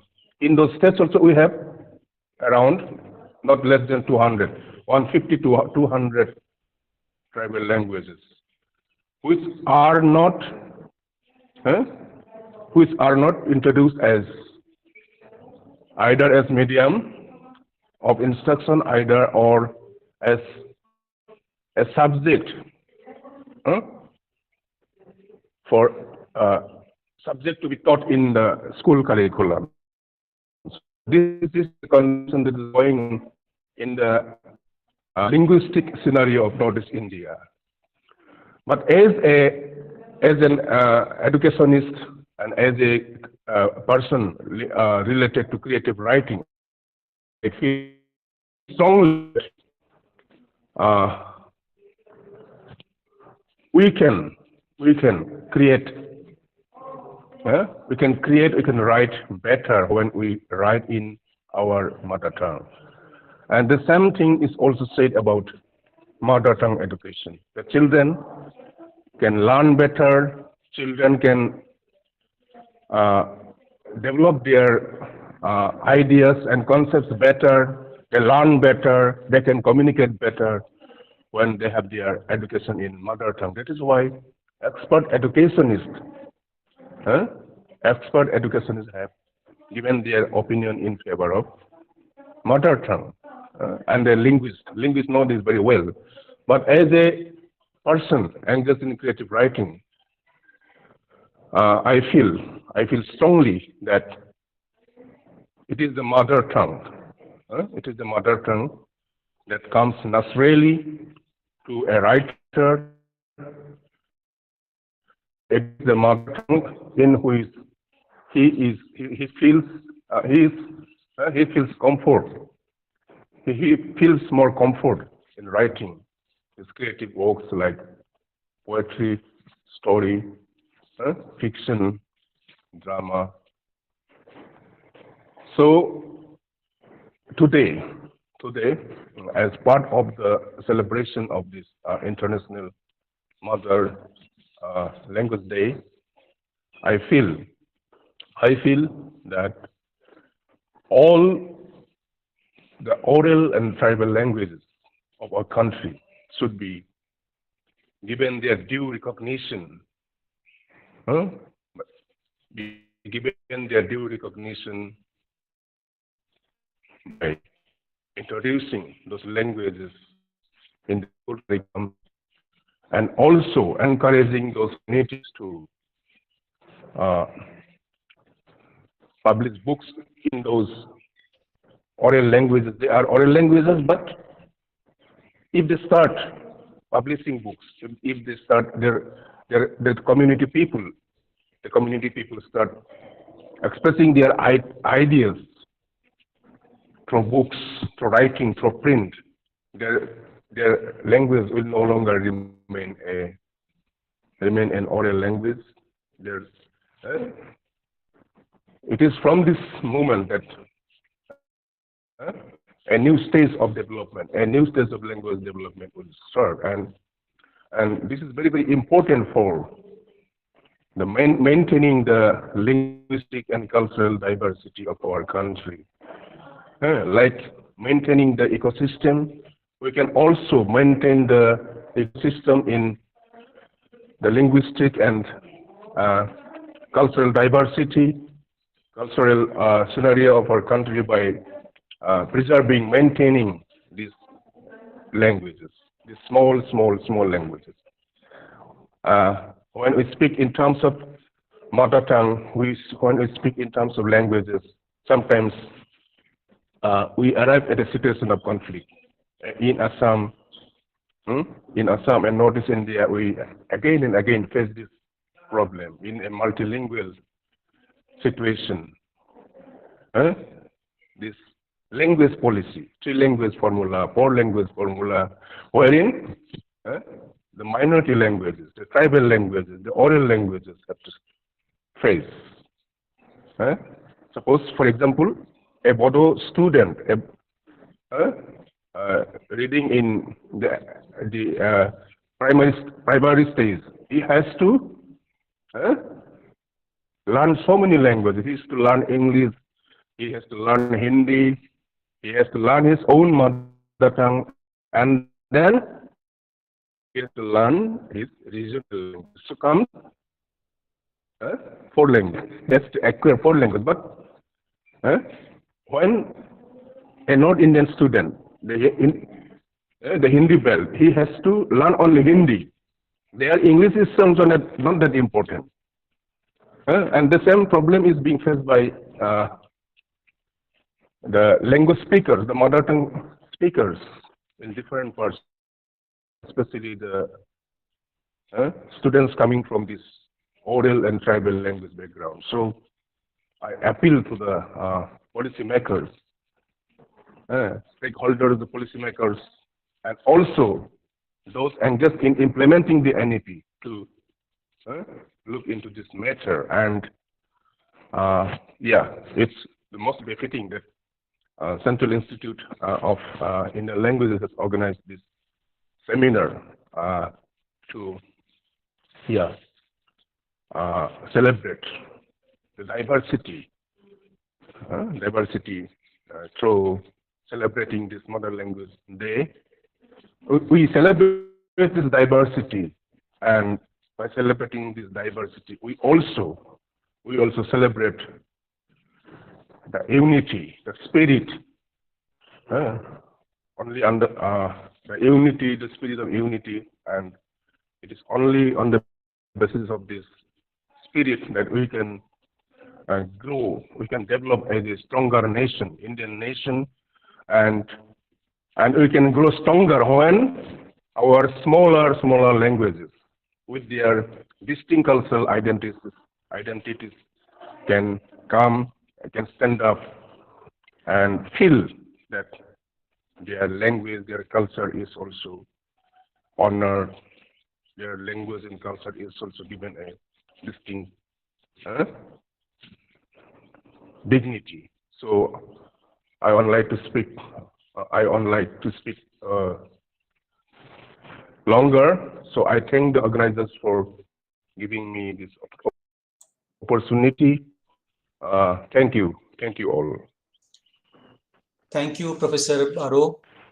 You have presented the rich diversity that exists in the northeast part of India, and in a very subtle manner you have emphasized on how it is important to sustain the richness of all smaller languages which have less number of speakers, but at the same time also contribute to the unity of the nation.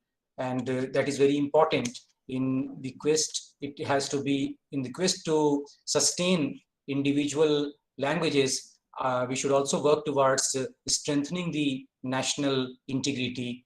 Thank you very much for your insightful words. Now I would like to open this session for interactions. We have had 4 speakers so far, and among our speakers, Professor Naduvattam Gopalakrishnan presented his perspectives on mother tongue, and he took us to the historical incident from which the idea of Mother Tongue Day celebration began. And he also presented before us the situation of Kerala in particular, and Malayalam language in particular. Then we had Khalid Sahab, who being a creative writer, presented a very comprehensive view of Punjabi language and informed us about various interesting points, one of which was the variety that has more number of speakers is not the standard form and does not enjoy the official status, and is a variety in which teaching, learning, or official works are not happening. So he has aroused very interesting points, very interesting questions in our minds. Then Swami Antarnirav ji emphasized on the very culture specific aspects of varieties and mother tongues, which are often sidelined or ignored because they are non-standard, and that is why often we lose on certain very important things in language, which are like captured by imagination. And then we had Professor Anil Baro, who emphasized on smaller languages and how safeguarding these languages would be contributing to the growth of the nation. I request our esteemed audience to raise their queries, if any, by raising their hands or by unmuting themselves, and we would go one by one. So any question to our esteemed speakers, you can take their names and ask them directly. I'll also request other participants to turn on their camera or mic if they're asking questions, or camera at least.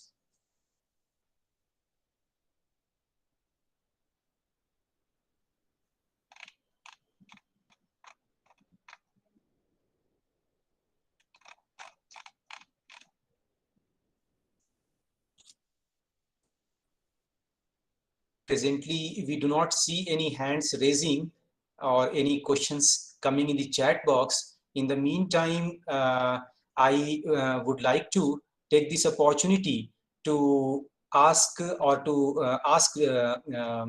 Sahab to explain this particular point that he made in his speech a little more. Why is it that the variety that has more number of speaker has not become the influential or standard variety? जिस variety के बारे में आपने कहा, लेहंदी, जिसके speakers दूसरी variety से ज्यादा हैं और इसके बावजूद के उसके स्पीकर ज्यादा हैं, वो एक पॉलिटिकल फोर्स या एक फोर्स के तौर पे नहीं आ पाई, क्या वजह रही होगी खालिद साहब?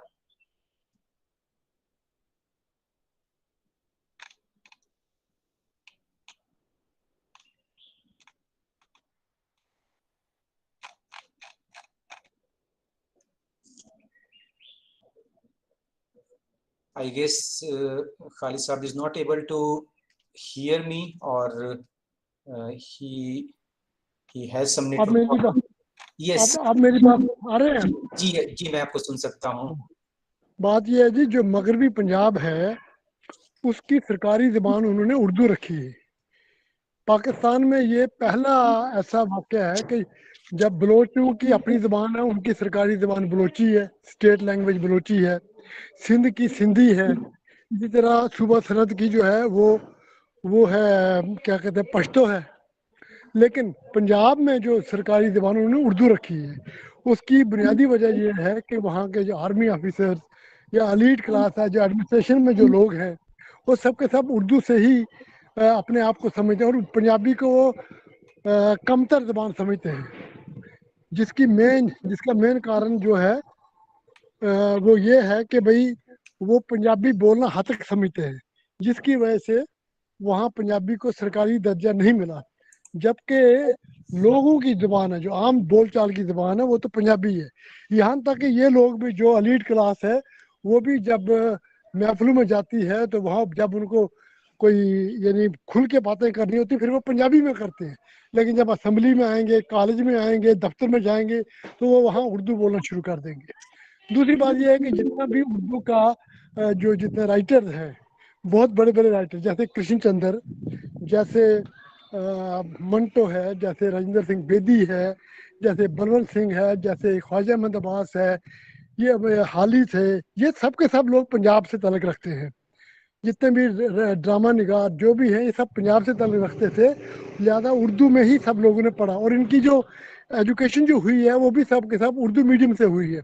यही वजह है कि पंजाब में पंजाबी ज़बान को वो मुकाम हासिल नहीं हो पाया जिसकी पंजाबी ज़बान हकदार थी. और ये आज भी अगर कोई पार्लियामेंट में यानी जो पंजाब की असम्बली में ये बात कोई उठाता है तो सबसे ज़्यादा जो मुखालफ करते हैं वो ये पंजाबी ही करते हैं, जो हाकम हैं, जो एडमिनिस्ट्रेटर हैं, जो ये बड़े बड़े अहदे पर बैठे हैं, जो उनके यानी उनके जो बड़े अफसर हैं या उनके जो क्या नाम आर्मी के बड़े बड़े जवान हैं, वही सब के सब ये चीज़ें इसको नकारते हैं और नहीं होने देते। ठीक है जी। बहुत बहुत शुक्रिया खालिद साहब, आपने बड़े ही इम्पोर्टेंट मौजू पे बड़ी अच्छी राय दी है। और हमारे बीच में मौजूद लेकिन हैं एक बात मैं बता दूं, एक बहुत जोरदार मुहिम चल रही है जी हमारे यानी मगरबी पाकिस्तान में, मगरबी पंजाब में एक बड़ी जोरदार मुहिम चल रही है। और तकरीबन कोई दिन खाली नहीं होता जहाँ ये धरने नहीं दिए जाते कि पंजाबी को ही लागू किया जाए, पंजाबी को पंजाब की सरकारी ज़बान करार दिया जाए। इसके लिए एक बहुत और हम सब उस मूवमेंट के साथ हैं और चाहते हैं कि पंजाबी को जो पाकिस्तानी पंजाब में उसको जो जायज़ मकाम है, उसका जो सरकारी बनता है, जो उसका स्टेट लैंग्वेज के तौर पे, वो उनको दिया जाए। बहुत सही कहा आपने। हमारे बीच में मौजूद हैं हमारे एक फॉर्मर कलीग रूप Krishna ji his hand to ask his question to any of the speakers he wants. Over to Professor Roop Krishan Bhatt.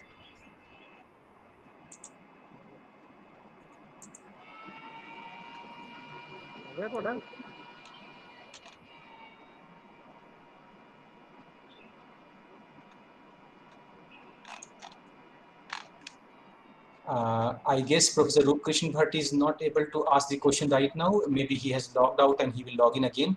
Professor Gopala Krishnan, do you want to ask a question? Yes, please. See, in Kerala, we are strictly following this trilingual education system. We are giving importance to Hindi, then regional language Malayalam, and the national language English also. Three level language formula we are following here in higher education. But we are sorry to say that when we ask questions in English, you didn't got any reply from the northern states. They are at once they are speaking in their own mother tongue. They have the freedom to express their ideas through their mother tongue, no doubt. But for a non-mother tongue person like me, I know Malayalam only, and it's related in some extent. I can follow Tamil and Kannada and Telugu because they belong to a particular family. But for me, it is very difficult to follow the speech of certain eminent scholars here from southeast India. In Assamese, when they speak Assamese, I can follow it. In certain extent, I can follow Hindi. So what I suggest is request the Central Sahitya Academy to make available the translation of creative writers as possible, as early as possible. Otherwise, how can a creative writer from South express his view or exchange his view with his fellow friends of Northern India? So in this kind of national discussions, try to use the English language. If I am going to speak in Malayalam language, how of you can follow it? Here, only 2 or 3 express their views in English. so that I can understand what they are saying. But most of these speakers, creative, they are creative writers, no doubt. They can express their views in their own mother tongue. But there should be some kind of arrangements for getting the translation of their expressions also. This is my view. And I underline the statement that it is in Kerala only we are following the trilingual education system proposed by the government of India. In our schools and colleges, we are, as second language, we are teaching Hindi, and we are teaching English, and we are teaching Malayalam also, regional language. We give importance to regional language, then Hindi as a national language, and English as a language. And still we follow this trilingual system. But regarding the other states of India, what is the situation now? Even though it is a national policy, most of the northern states did not entertain this. They insist on Hindi only. Why can't they learn a southern language as a second language or third language in education and college level education, in primary or upper primary or in college level? But we have a open attitude to language problems. That is why we are still follows this trilingual formula in education system. Thank you, sir.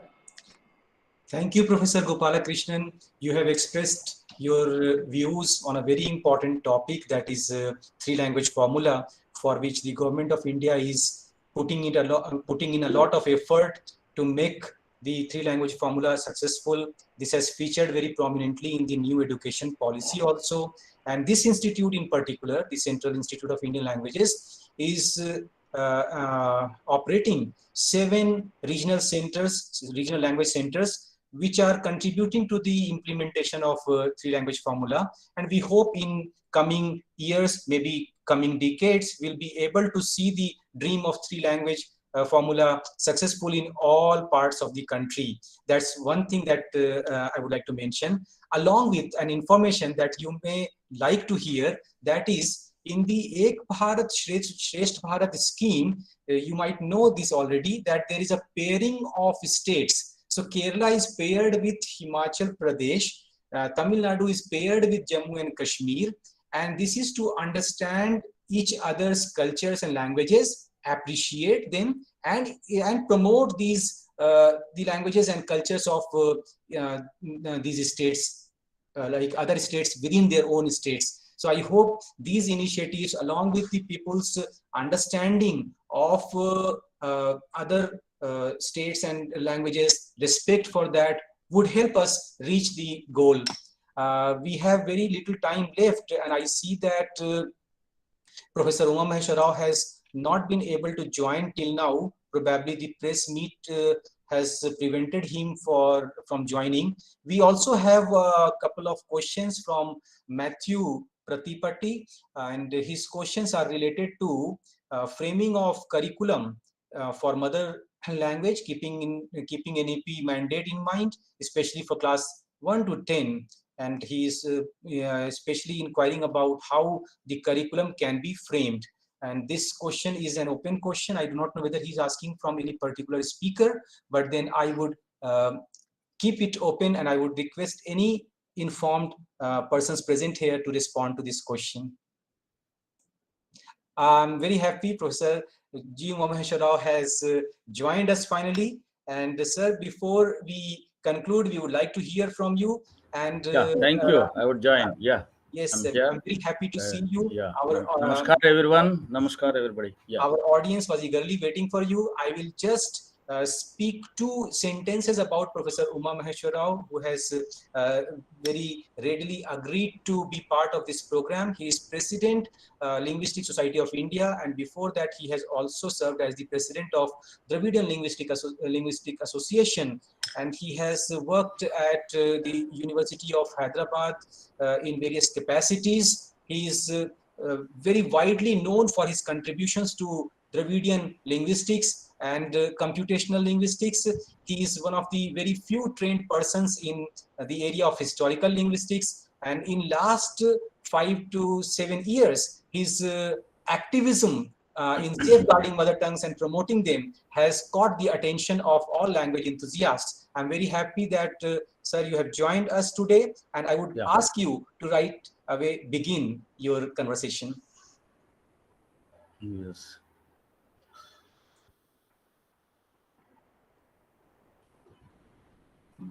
Yeah. Thank you, Tariq, for introducing me to the members here. And yeah, I congratulate everyone whoever have participated in this one. And I also wish everybody a good initiation in this regard, particularly making Indian languages more accessible to the public. Okay. Yes, I'm trying to speak about Indian languages, using them as medium of instruction at every level. Initially, of course, as the recent NEP has proposed, it should be used as a medium of instruction as a primary education, and probably it will go on actually extending towards the higher education level. This is my view, and it should actually take up like that. The first question is why everybody wants to do their work and use of mother tongue. So why anybody should use their mother tongue? The first thing and foremost thing we should tell everybody is mother tongue is not learned when you are born, but mother tongue is actually learned when you are in mother's womb. People should really recognize this one. We got used to our mother tongue when we are not even born. This is the first thing everybody should know about this one. And when later on, after 9 months, when you are born, you have already amassed a lot of knowledge about your mother tongue, know-how about your mother tongue. The way you respond to your, you respond to the sensitivities of mother tongue are enormous. See, language has two basic parts. One is the sound, which is the medium, and another is the meaning. So between the sound and the meaning, there is a correspondence. And now people have already acquainted the children when they are, even before they are born, they got acquainted with the habit of trying to make these links between the sound and the meaning of this language, the mother tongue. So when children are born, now it becomes easier to really express those things, okay, in terms of actually hearable sounds. Okay. Now, when these children, after 3 or 4 years, when they enter the classroom, if it provides the teaching in the mother tongue of the student, then it is the most natural medium, and the student would find it as exactly what he wished to. He doesn't want the classroom as totally different from in its environment, right? It is the same environment what he has experienced at home when he moved to the classroom. So the classroom language and the, the mother tongue's environment are one and the same. Then it becomes much easier, it is much natural to acquire any knowledge through the mother tongue of the child.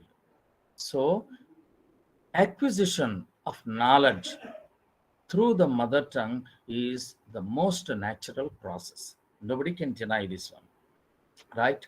Now it becomes easier for him when the teacher tells whatever the teacher is trying to actually uh, impart to the student about the kind of learning that he is intended to. Usually, we have two kinds of aspects we try to learn from the classroom. One is how to live with our neighbors, with our family members, with the members of our society, with all other people around us. The way we should live, which is more amicable to the other members of the society. So this is the first of its kind, and everybody must try to that kind of thing, right? That is how we intend to learn from the classroom. That is the first aspect of learning, the learning process of knowledge. Why would we learn? Because we want to know how we live happily with our neighborhood, with our people around us. The second aspect of learning is I learn a skill in order to earn whatever it is, the money or any other kind that actually fulfills my stomach, right? It's not beyond that one. Is first of all, we learn to sustain ourselves. We learn skills to sustain ourselves in our future life. So these are the two major aspects. One is live amicably. Another thing is to live to sustain ourselves. So to sustain ourselves is what? We sustain ourselves through earning skills, which we can actually use those things in the society through the mother tongue. So that makes our lives happily and go ahead further, making our life happy in the future world with the other people around. So the two aspects, how do we gather the knowledge that is required by these two goals? Is the best medium is the mother tongue. Okay, now there are certain languages which are probably with small populations, may probably some of these languages can continue in learning mother tongue, okay, at least to certain level to do the same processes. Maybe they will not be able to do it in higher learning, etc.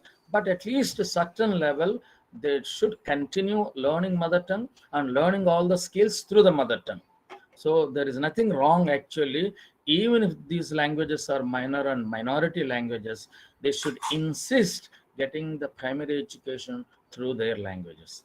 Okay, now this is first we have said.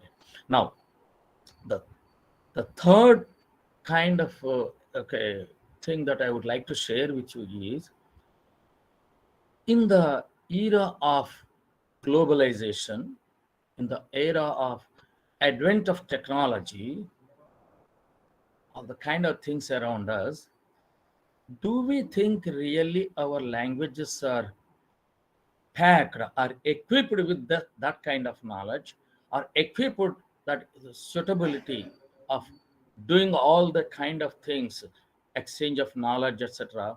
Are they really equipped or not? This is what we would discuss.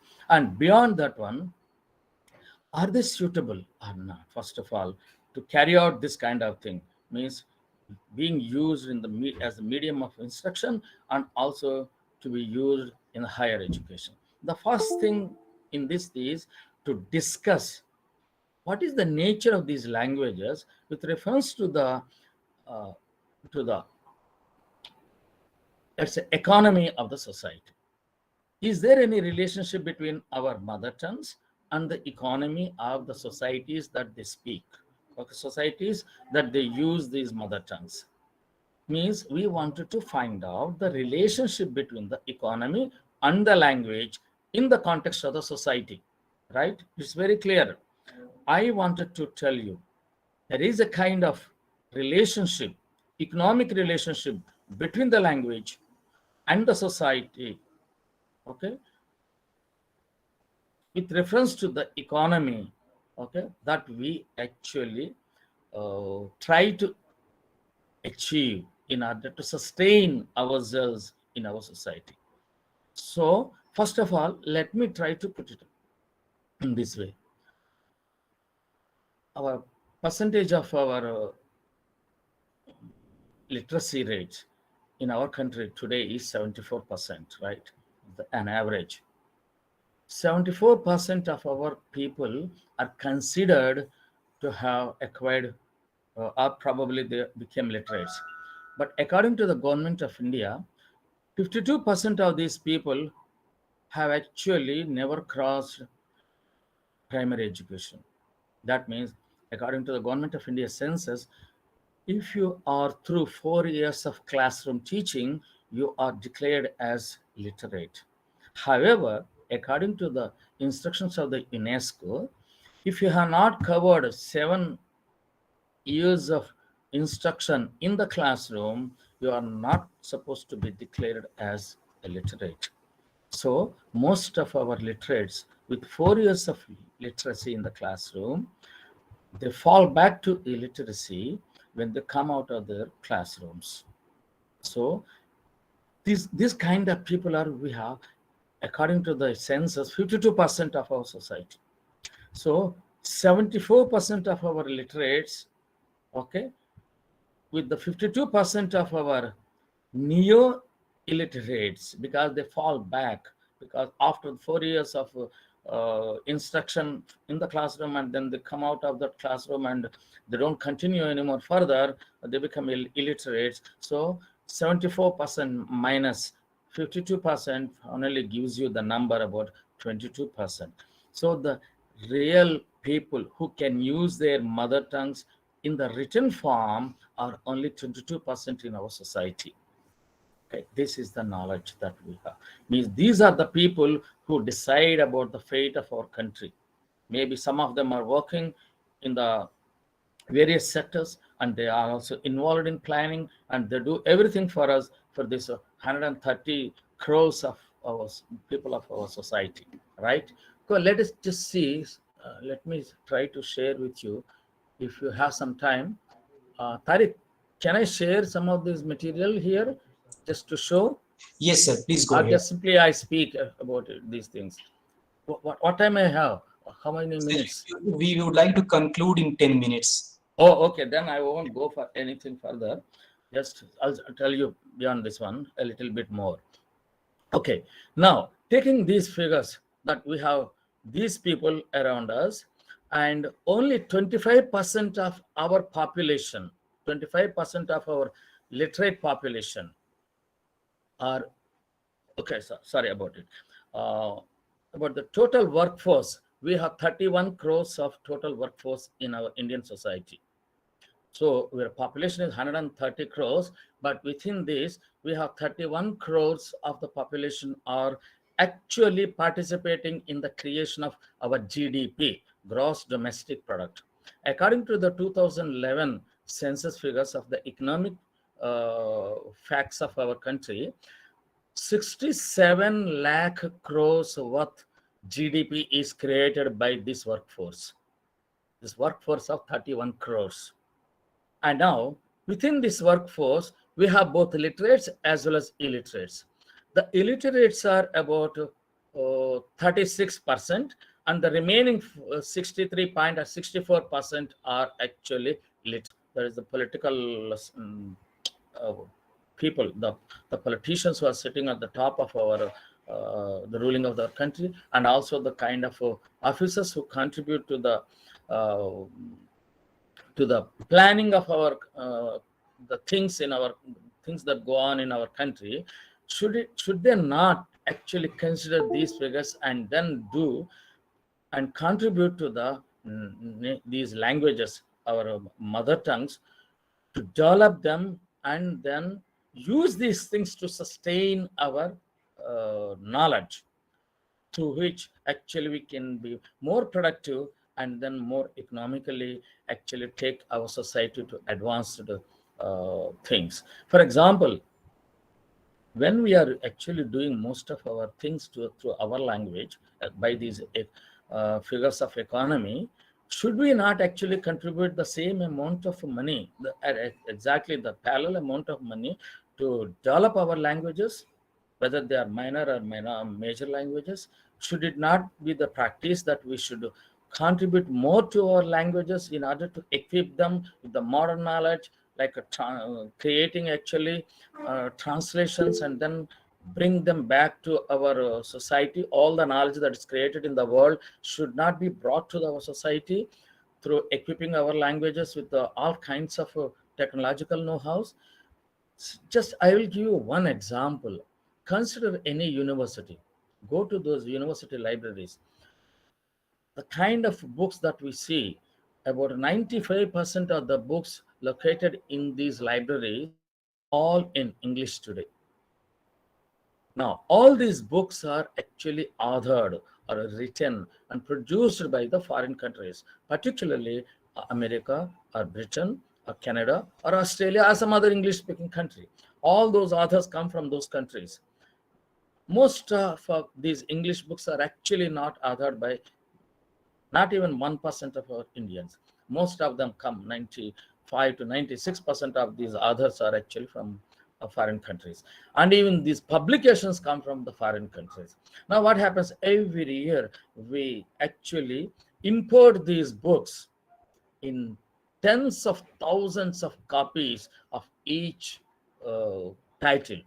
So thousands of titles are imported everywhere in all libraries and all throughout our education system. Now imagine each of these books cost about $30, $40, $60, or in sometimes euros. Imagine actually how many books are we importing and then how much actually we pay against these imports. It is actually worth lakhs of crores of rupees every year. Is it not possible for us actually to import a book, each of these titles, and then translate them into Indian languages and then publish in Indian language through the book industry? And then when they are priced as 10 rupees or 20 rupees or 30 or 40 rupees, and each of our student can really buy these books and own them and then read them in their own mother tongue, is it not easier for them to imbibe knowledge in their mother tongue through these books, which are actually translated and made available to all the students? Nowadays, none of our books, of our students buy books because they are very highly priced. They are priced in dollars and euros. So you cannot even buy them. So neither the English can be understood by our students, nor actually they can own these books to read and again. So we fail actually to take the knowledge easily available to our students. So what is the thing? The thing is implement our languages in our educational system. And this would actually make our students much more knowledgeable in their mother tongues. They can actually nativize this knowledge much more easily. And what would happen with this kind of implementation of mother tongues into the Indian society? This would actually enhance our job potential, all the kinds of potential to exploit our languages. So there will be more exploitation through the mother tongue, and then it will have increment our job potential.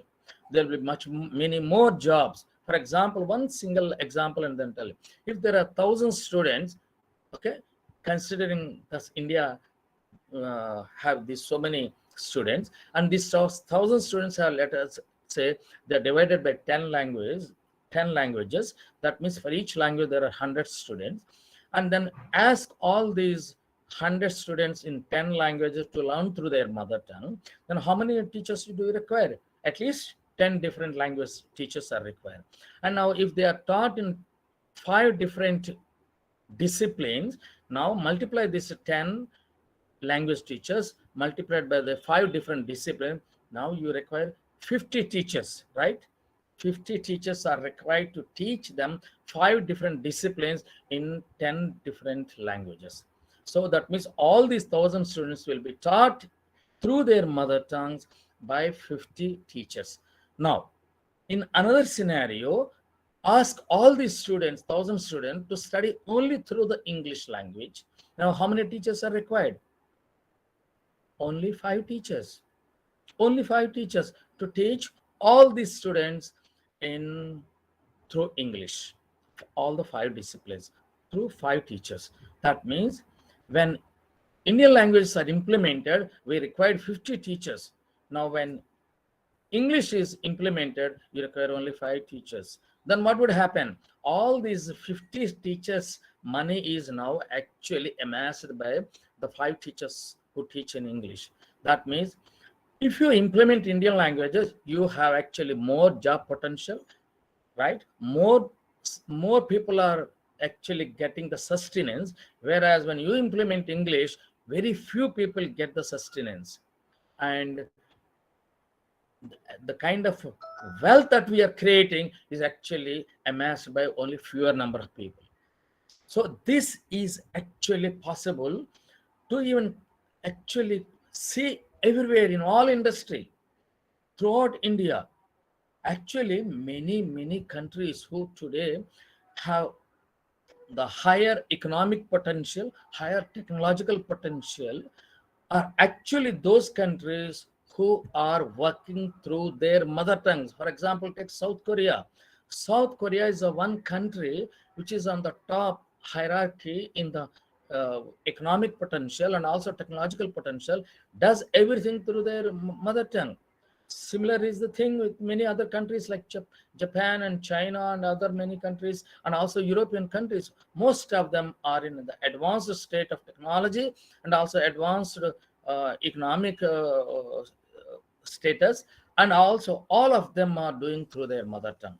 So actually it is our way now to, through the advanced society, through the implementation of mother tongue in our society as medium of instruction, even in higher education, not only in the primary education. Thank you. This is what I wanted to share with you. Thank you very much. Thank you, Professor G. Umamaheshwar Rao. Despite your busy schedule, you could take out time and joined us and contributed to this program by sharing your ideas. And very important points that you have made include that on literacy, employment, and economy.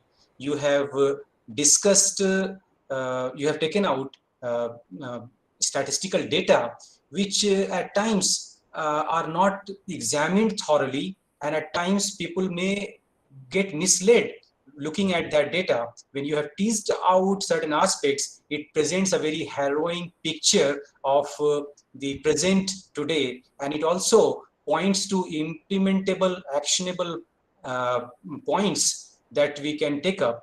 There are a couple of questions that we have received for Sure. Yes. talk, and I would like to first read out Sneha Gupta's question, that is, I feel the monolingual countries are preferring to adopt multilingual ones.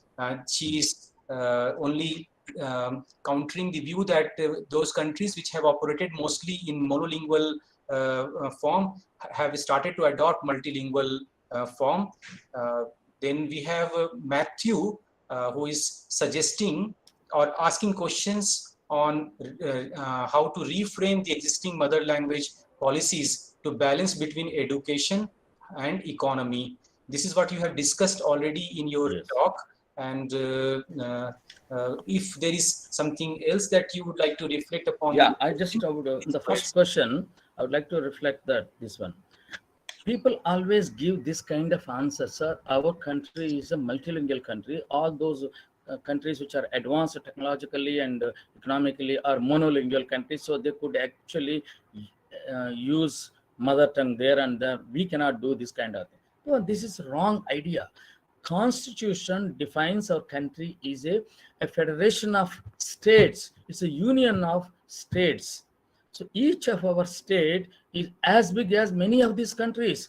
South Korea is not even as big as Andhra Pradesh. There are 2 Telugu speaking states. Each state is much larger than South Korea, or at least 2 South Korea and North Korea can be actually equated to Telangana and Andhra Pradesh. Many of our states are much bigger than many of the countries in the world. So let us not consider actually our country is multilingual, so we cannot really implement mother tongue. That's a wrong idea. Our constitution says that all languages are equally protected, and the people have rights to implement mother tongue in education.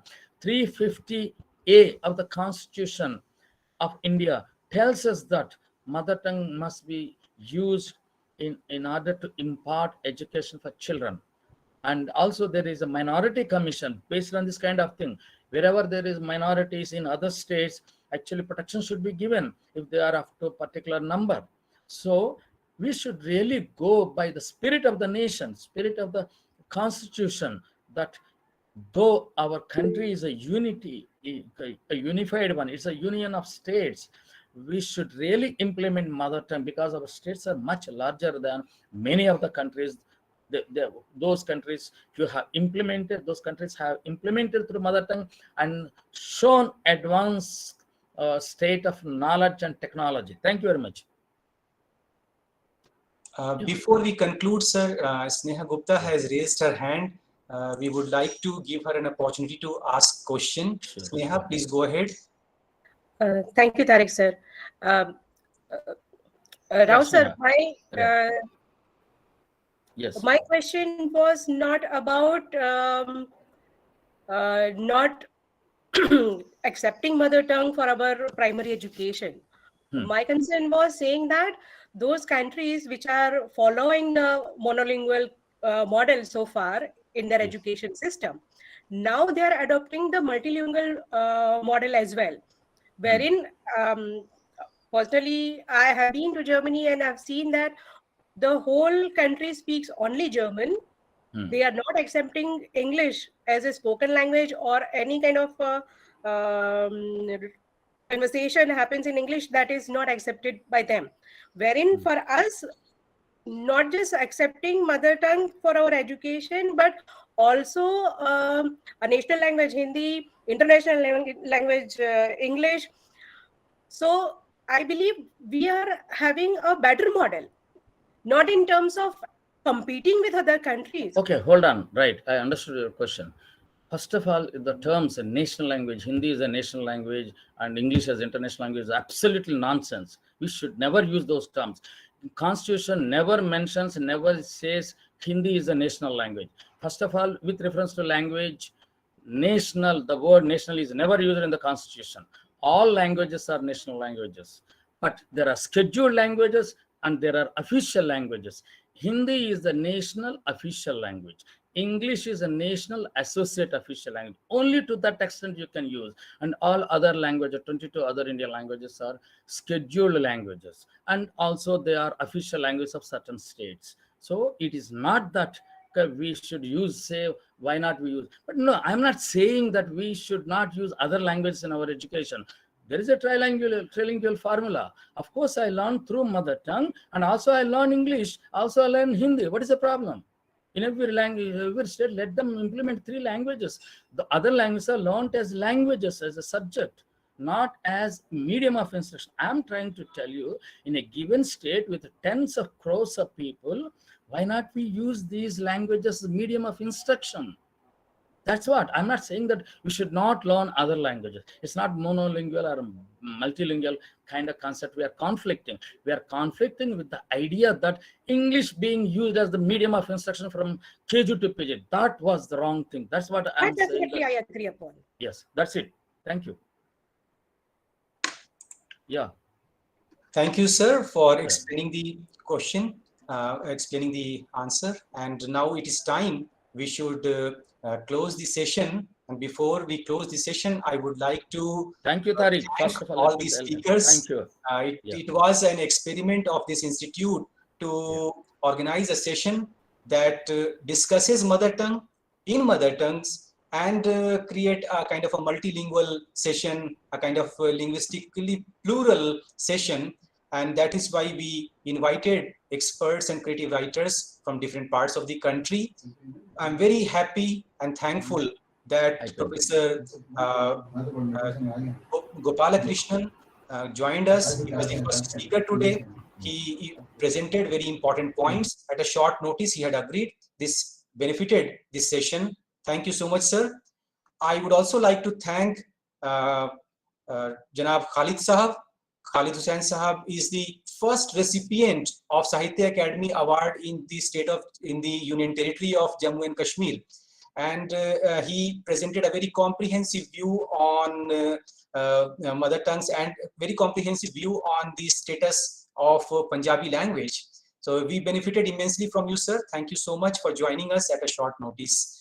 Then we also had the pleasure of listening to Swami Antar Niravji, who discussed the psychological and cognitive aspects of smaller languages, dialects, and speech groups, which embody very important aspects which do not become part of the standard language. And he presented that. He illustrated his ideas by reciting a poetry at the end, and he represented the Western variety of Punjabi. I guess he has left now, but in absentia, I would like to thank him for his contribution to this program. Then we had Professor Anil Baro, who joined us from Assam, Guwahati University. Professor Baro is also a recipient of Sahitya Academy Award in 2013, and he presented the idea of safeguarding smaller languages at the same time maintaining the unity of the nation. And then finally, our first speaker who spoke at the end is Professor G. Uma Maheshwar Rao.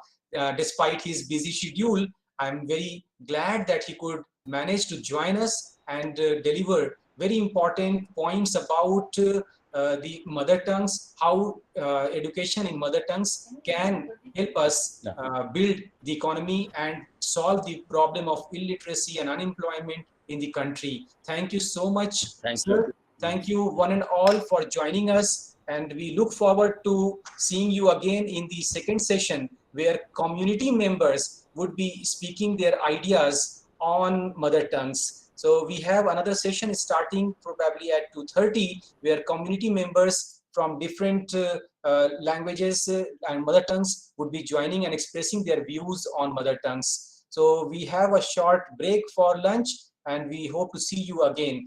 Thank you one and all. Dhanyavad, namaskar, adab.